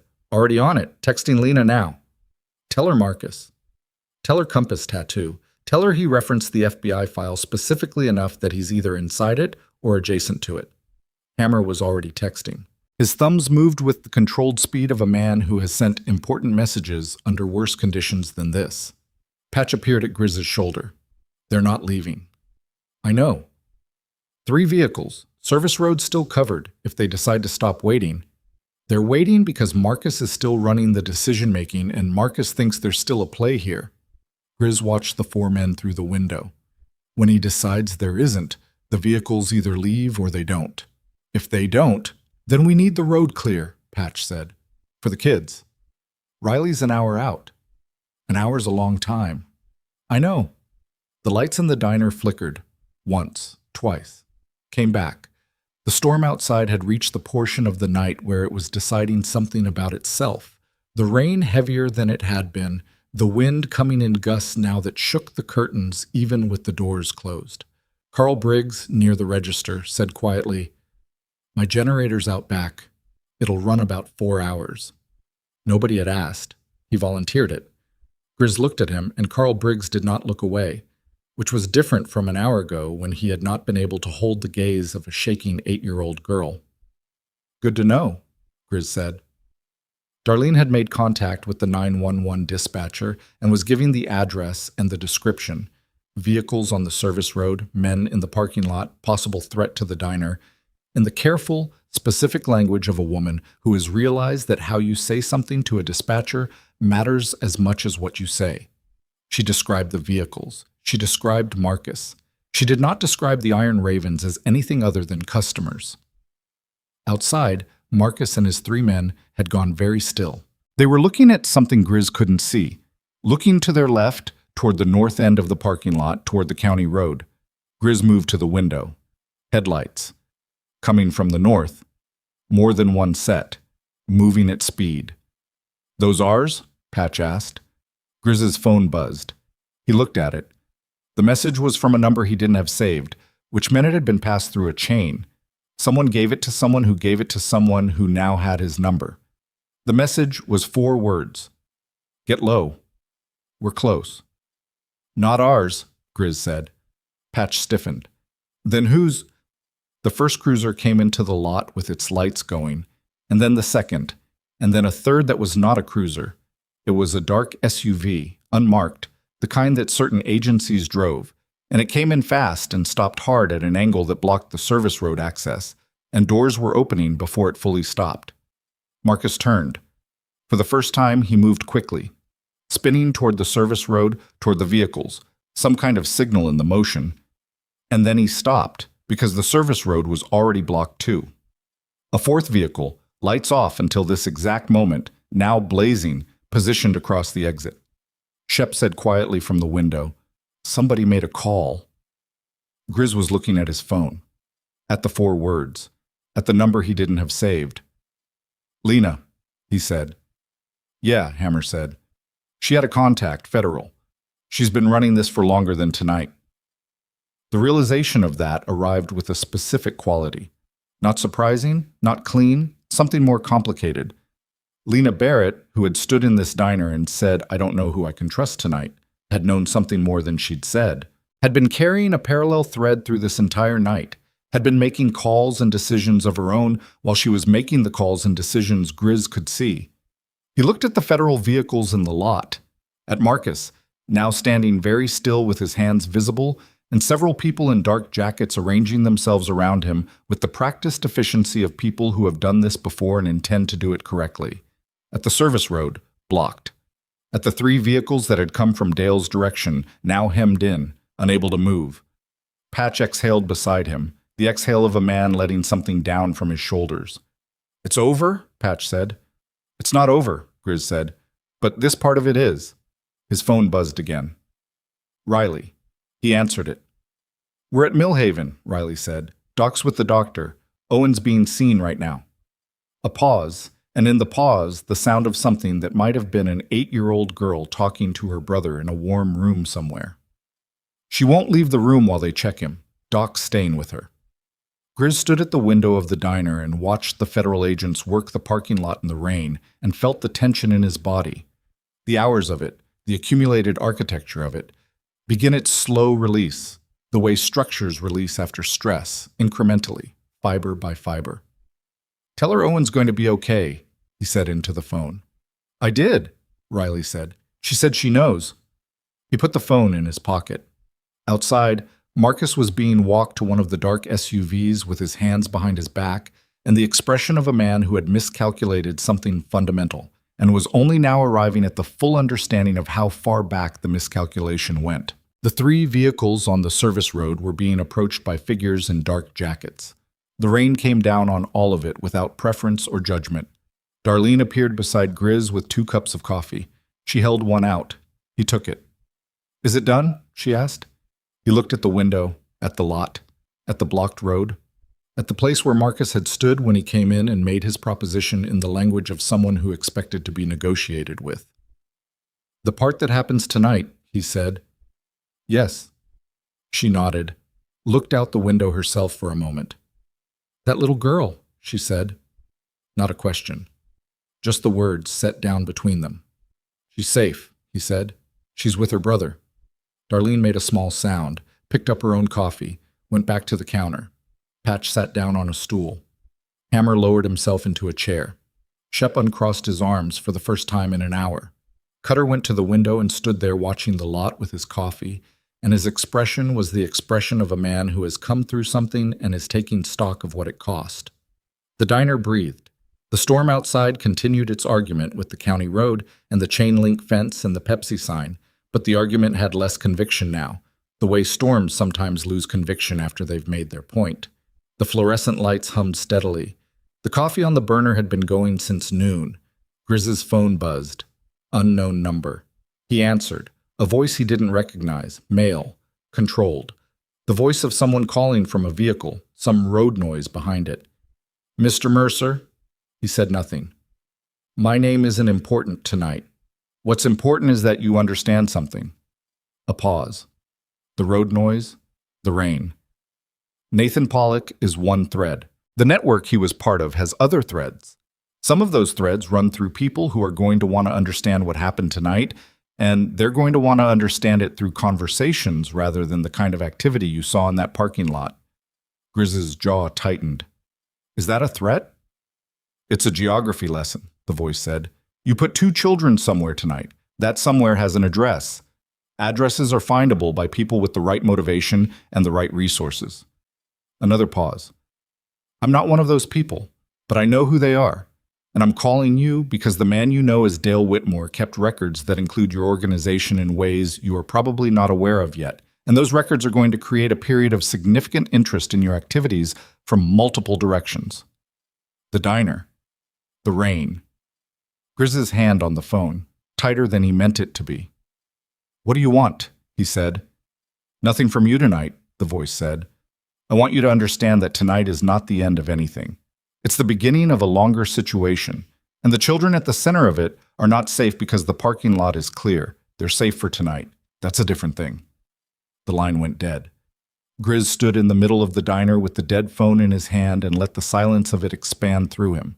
Around him, his men, the men who had been in this room for hours now, who had been coffee stop travelers turned into something else by a rainbow jacket and a stolen handful of fries, were watching him with the attentiveness of people who can read the shape of a phone call from the outside. Patch said, "What was that?" Grizz put the phone in his pocket. He looked at the window, at the parking lot where the federal agents were still working, at the dark road beyond it, going in 3 directions, at the rain that had not stopped and showed no sign of stopping. That, he said, was the rest of it. He looked at his men, all of them, one at a time. "Nobody goes home tonight," he said. "We stay on the kids until we understand what we're dealing with. Full rotation. Hammer." He looked at Hammer. "I need everything you can pull on Pollock's network by morning. Everything. Names, addresses, vehicles, anyone in a 3-state radius connected to what was in that trailer." Hammer was already reaching for his phone. "Patch." He looked at Patch. "Call Millhaven. Tell them the house goes on lockdown. Nobody in or out except our people." Patch nodded. "And somebody tell Riley," Grizz said, "that he's not going to sleep tonight." He turned to the window one more time. Somewhere an hour and 40 minutes from this diner, in a warm house in a family neighborhood in a town called Millhaven, a 4-year-old boy was being looked at by a doctor who owed the Iron Ravens a favor, with his sister's hand in his and a worn challenge coin closed in his fist. And the woman who had called herself Lena Barrett and said her jurisdiction ended at the county line was sitting in a federal vehicle in a rain-soaked parking lot, telling people things she had been waiting to tell them for longer than tonight. And somewhere on a dark road in a county Grizz didn't know well enough yet, a phone was being turned off by a man whose name didn't matter tonight. Grizz picked up the cold coffee Darlene had given him, drank what was left of it, set the cup down. The storm pressed against the windows. The night was not finished with any of them. And in the morning, when the rain finally stopped and the light came gray and clean across the county road, and the parking lot and the diner with its buzzing Pepsi sign, Grizz Mercer was going to make a phone call of his own. To a man he trusted more than almost anyone alive, a man who operated in spaces between institutions, and who knew things about networks like Pollux that federal files didn't contain yet. And that phone call was going to begin the second part of something that had started tonight with a child in a rainbow jacket and a handful of stolen fries. But that was morning. Right now there was only the rain, and the road, and the men in leather who had decided without deciding, hours ago, that they were not. The rain stopped at 4:53 in the morning, not gradually the way rain usually stops, tapering off, reconsidering, coming back lighter before it finally gives up. It stopped all at once, like something that had made a decision. One moment the windows of the diner were alive with it, the county road outside a moving blur of dark water, and the next moment there was only the sound of what it had left behind, dripping from the eaves, running in channels along the parking lot, the soft percussion of the aftermath settling into itself. Grizz heard it stop. He was sitting at the counter with his third cup of coffee that had also gone cold, and he heard the rain stop, and he looked up at the window and saw the parking lot for the first time without water distorting it. Empty now, mostly. The federal vehicles were gone. The dark SUV was gone. The service road was clear. What remained were the Iron Raven's bikes, lined up in the lot with the patient stillness of things that have been rained on and don't mind, and the yellow light of the diner falling out through the glass onto the wet asphalt, and nothing else. Hammer was asleep in a booth, sitting upright, his phone on the table in front of him, his chin dropped toward his chest. Shep was awake near the window, had been awake for the last 2 hours, watching the road with the reliable vigilance of a man whose body had been trained out of the luxury of sleeping when the situation required watching. Cutter and 2 of the others who had come in with the second wave were in the back booth, one of them actually lying along the seat with his jacket over his face. Patch was outside, had been outside for the last hour, walking the lot perimeter in the rain without a jacket, which was Patch's version of processing something difficult. Grizz watched the window. Watched the lot. Watched the road going north toward Millhaven. His phone had not buzzed since the call he didn't have a name for. At 5:10, Lena Barrett came back through the front door. She looked like someone who had been awake for 22 hours and had spent the last 3 of them in a federal vehicle answering questions that required precision and patience and the careful navigation of institutional relationships that had suddenly become complicated. Her jacket was dry. She'd been in the SUV when the rain stopped, but her face had the hollowed quality of sustained effort, the kind of tired that sits behind the eyes and doesn't respond to coffee. She sat down at the counter, 2 stools from Grizz. Darlene, who had also not slept, materialized with coffee. Lena accepted it with both hands. They sat in silence for a moment. The diner held it comfortably, the silence of people who have been through something together and don't need to fill the space with language just yet. "Pollock," Lena said finally. "Nathan Pollock. He was picked up on the county road north of here at 2:40, on foot. His car had gone into a ditch off the service road. He ran it into the culvert trying to make the turn in the dark." She drank her coffee. "He's in federal custody now, not county, not state, federal, which means the jurisdiction question is theirs to manage." "The notebook," Grizz said. "Chain of evidence. The trailer's been processed. Everything in it." She paused. The compartment under the floor, the notebook, the cash, a second phone they found in the wall behind the water heater. She looked at her cup. They found other things too, documents, in Renly's name and Owen's name, forged custody paperwork. He'd been building a file, the kind you'd use if you needed to establish that you were their legal guardian in a context where someone might check. Grizz was very still. "He wasn't just using the kids as cover for looking settled," Lena said. "He was building documentation in case he needed to move them, transport them, across state lines." She said the last part quietly, not looking at him, letting it be what it was without decoration. The counter, the coffee. the sound of Shep shifting near the window. Their mother, Grizz said. He said it carefully. Renly said she's been gone 2 years. She has.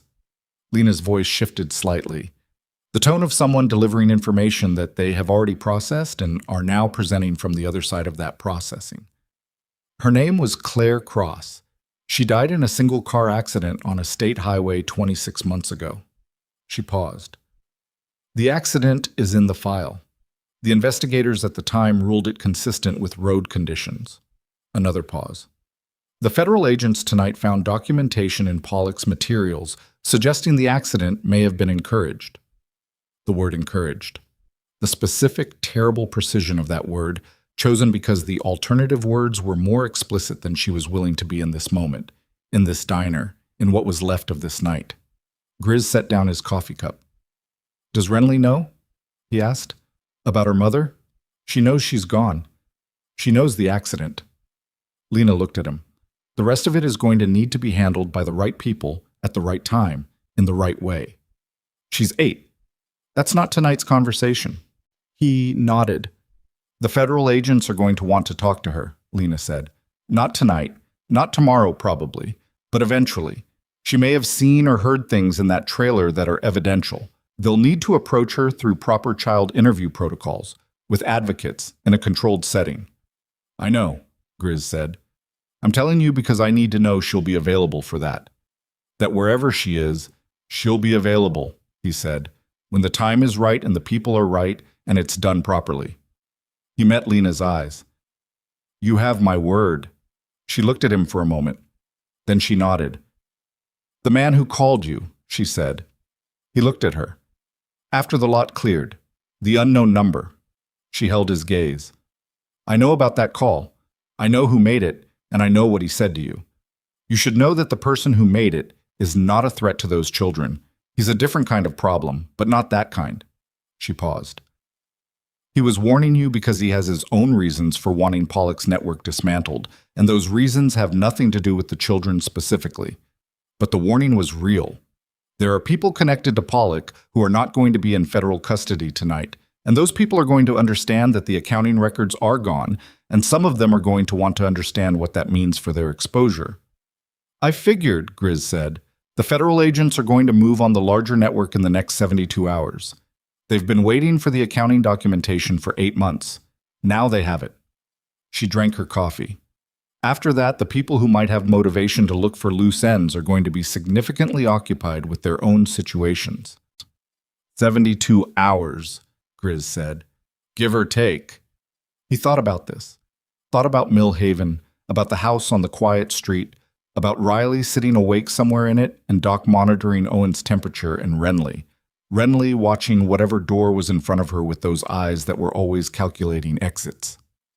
I need 2 things from you, he said to Lena. She looked at him.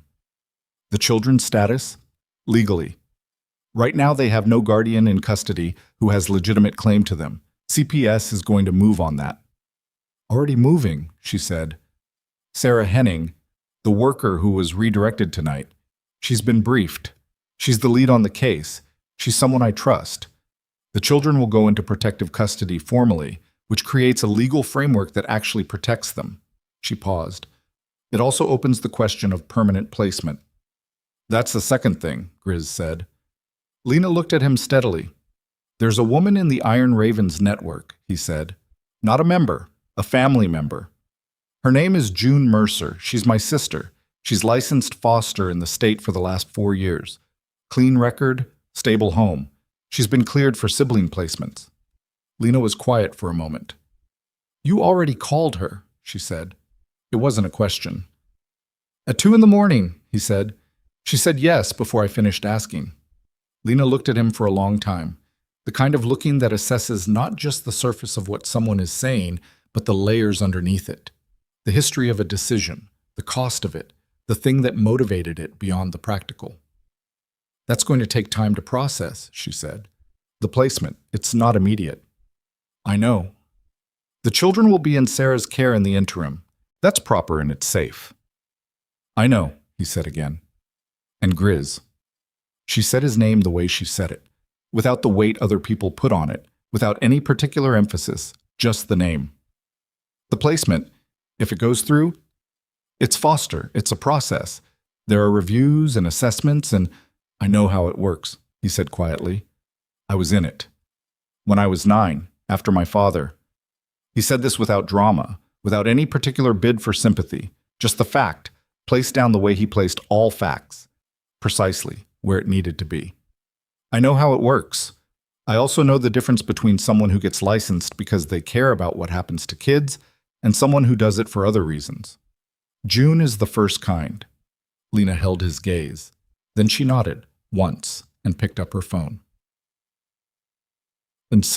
Dawn came to the county road the way it came to low, flat places, gradually, without spectacle, a lightening of the dark that was almost argumentative in its slowness, as though the night was not quite ready to concede.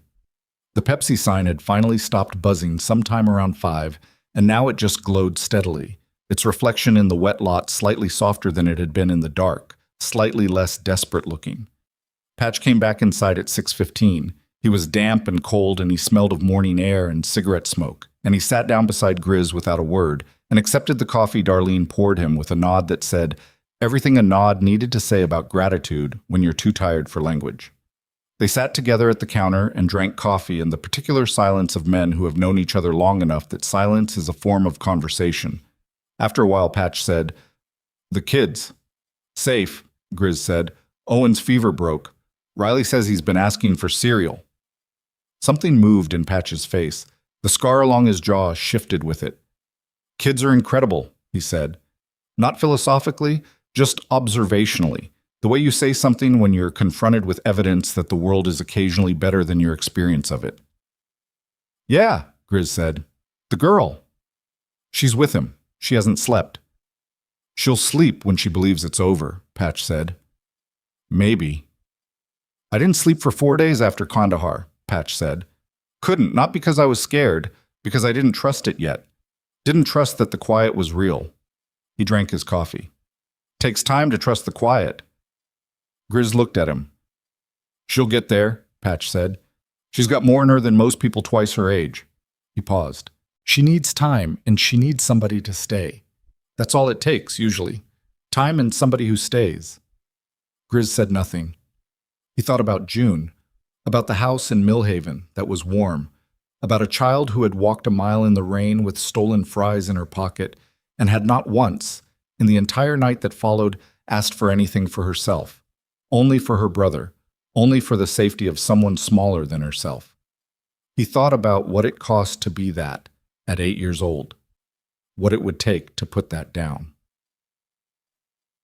Hammer woke up at 6:40 and immediately checked his phone, which was the most Hammer thing he could have done and which caused Cutter, who had been watching him sleep, to make a sound that was the closest thing to a laugh anyone had produced in the diner since Owen had asked if Grizz was a bear. Hammer read his phone. Then he read it again. Then he looked at Grizz. "The network," he said. "Federal moved at 6. 6 arrest warrants, 4 states. They're calling it coordinated." He scrolled. "Pollock's being charged federally. Child endangerment is in the filing, separate from the distribution charges." He looked up. That was Lena. "I know," Grizz said. "She added it herself, the endangerment, made sure it was in the federal filing and not just the state one." Hammer put his phone down.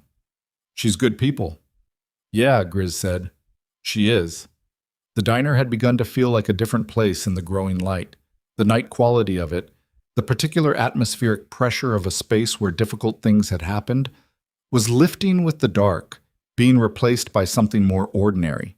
The smell of fresh coffee Darlene had finally put on from a new pot, the sound of the highway waking up outside, a delivery truck on the county road that slowed and then passed without stopping. Carl Briggs had been in the kitchen for the last hour. The sounds of it had started around 6. The flat top, the prep work, the sounds of a man doing what he knew how to do in the space that was his. At 6:50, he came out through the kitchen door with 2 plates and set them on the counter in front of Grizz and Patch without comment. Eggs, toast, home fries, golden and steaming. He went back to the kitchen. Patch looked at the plate, looked at the kitchen door, looked at Grizz. "Well," he said. Yeah, Grizz said. They ate. And had. At 7:30, Grizz's phone rang. Riley. He answered it. She wants to talk to you, Riley said. No preamble. Put her on. A moment of ambient sound. The house in Millhaven, morning sounds, someone moving in another room, the particular quietness of a space that was warm and enclosed and safe. Then Renly's voice. Owen ate cereal, she said. Her voice was tired and very young, and she was not trying to sound like anything other than what she was. A whole bowl. He kept spilling the milk, but he ate all of it. Good, Grizz said. His fever's down. The doctor said he's going to be fine. A pause. She was nice. The doctor. I'm glad. Another pause. Longer. He waited it out. Is it over? Renly asked. Is it finished? He thought about how to answer that. Thought about Lena and the federal charges and the 72 hours and the man on the phone whose name didn't matter tonight. Thought about the things Renly would need to know eventually, in the right way, at the right time, with the right people. He thought about what she was actually asking underneath the question. Whether the lightning was coming back. Whether the feeling of the storm before it breaks was going to be the permanent weather of her life. Or whether this, the cereal, the warm room, the doctor who was nice, the man on the phone who had kept his word, whether this was allowed to be real now. The part that was happening tonight, he said, the same thing he had said to Darlene, yes, that part's finished. And the other parts? Are being handled, he said, by people whose job it is to handle them, and by me, until my part in it is done. She was quiet for a moment. You're not going to disappear, she said. Not a question, a statement being tested. No, he said. People say things, she said carefully, and then they disappear. I know they do. So how do I... She stopped. Started again. How do I know? He thought about the challenge coin in Owen's fist. He thought about a 9-year-old boy who had gone into a system and come out the other side of it and built something from the wreckage. Something imperfect and sometimes ugly and always costly, but real and standing, and capable of showing up on a rainy night when it was needed. You don't know yet, he said. That's honest. You don't know because knowing takes time, and I haven't had time to show you yet. He paused. But I kept my word tonight. Everything I told you I would do, I did. Silence. Yeah, she said quietly. You did. So that's the start of it. That's how you know, eventually. One kept word at a time. The line was quiet for a long moment. He could hear her breathing, even and slow, the breathing of someone who was very tired and was allowing themselves, incrementally, to believe that sleep might be possible. Okay, she said finally. Just that. The same word she'd used when he'd told her they were moving, when she'd taken the challenge coin for Owen, when she'd decided in the booth that the man across from her was someone she could trust with the specific and irreplaceable fact of her brother's life. One syllable carrying everything she was not ready to say yet. Sleep, he said. You're allowed to sleep. Another pause. Is the woman who's coming, June, is she really your sister? She is. Is she like you? He thought about June, about the way she laughed too loud and cooked too much and argued with him about every decision he'd ever made while simultaneously showing up for every one of them. About the 4 years of foster licensing and the 2 kids she'd taken in before, and the way her house smelled like something being made in the kitchen, and the way she said things directly without ornamentation and expected the same in return. No, he said. She's better. A sound on the line, small, barely there, but he heard it. The almost laugh, the ghost of the one she'd produced in the booth, when Owen asked if Grizz was a bear. The sound of something alive and undefeated in an 8-year-old girl who had every reason to have lost it. Okay, she said one more time. The line went quiet, and then Riley came back on and said she'd fallen asleep while they were still talking, just like that. The phone in her hand and Owen beside her and the cereal bowl on the table and the morning light in a window she didn't need to calculate exits from. Grizz held the phone for a moment after the call ended. He set it on the counter. Patch was watching him. Not intrusively, just present. "She okay?" Patch asked.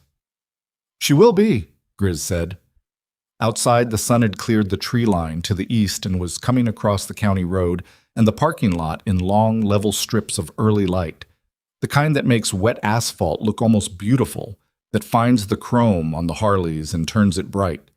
The bikes sat in the lot the way they always sat, slightly tilted, patient, assembled for wherever came next. The light moved across them slowly. Wow. Darlene hung a sign that afternoon. Not a big sign. A piece of cardboard from the back, written in her own handwriting with a black marker she found in the office drawer, the letters uneven but entirely legible. She taped it beside the front door, at eye level, where you'd see it coming in. It read, "Any child who is hungry will be fed here. No questions asked first." Carl Briggs came out of the kitchen when she was taping it up and stood behind her and read it over her shoulder. She waited for him to say something about margins or policy or the kind of thing he might have said yesterday.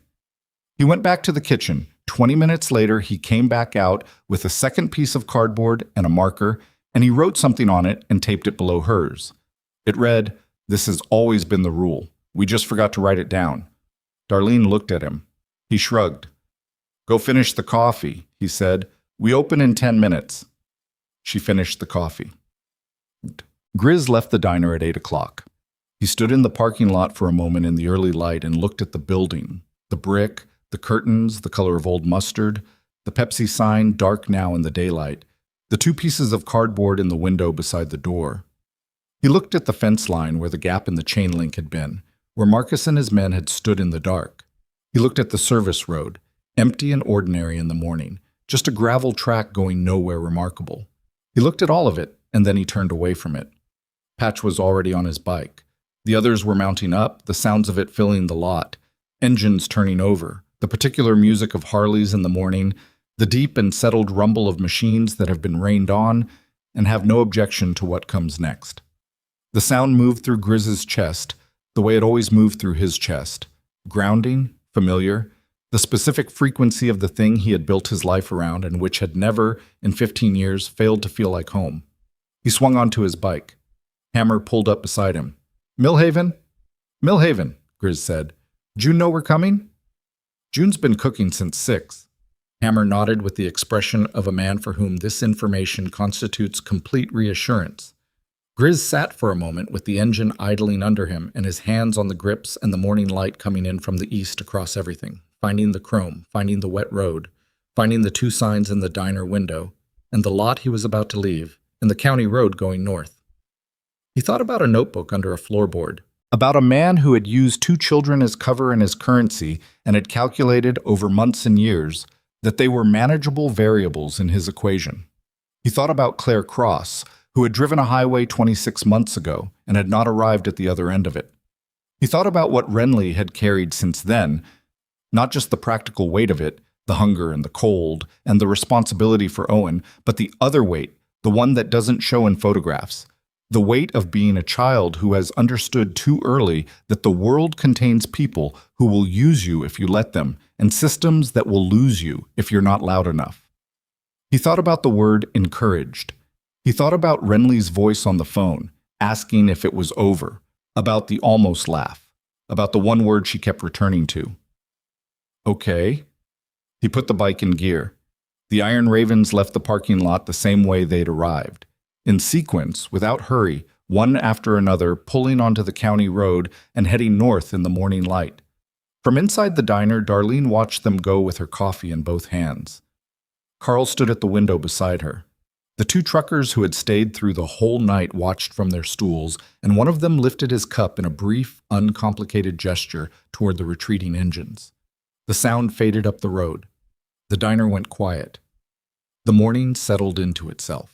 And 70 miles north, in a warm house on a quiet street in Millhaven, an 8-year-old girl slept deeply for the first time in longer than she could clearly remember, with her brother's hand in hers and a worn challenge coin on the nightstand and the sound of someone cooking in the kitchen below. A woman who laughed too loud and said things directly and had said yes before the question was finished, because that was the only answer she'd ever known how to give. On the road north, the engines carried. The light was clean and cold and enormous over the flat land, the kind of light that comes after a storm has said everything it needed to say and moved on, leaving the world behind it scrubbed and still and sharply itself. Every fence post and field and two-lane road more present than it was before the rain, more particular, more real. Grizz rode into it. Behind him, the men who had stayed through the night, who had locked a door and stood between a parking lot and two children, who had not thrown the first punch, or the second, or any punch at all, because they had learned the hard way that the most powerful thing a dangerous man can do is choose, deliberately and repeatedly, not to be. The engines faded north. The diner sign caught the morning light. And somewhere in the settled quiet that followed, in the particular silence of a county road after 7 Harleys have passed through it, you could almost hear what the night had left behind. Not the sound of violence, not the sound of fear, but something smaller and more durable than either. The sound of a child who had been told she was allowed to sleep, and had believed it.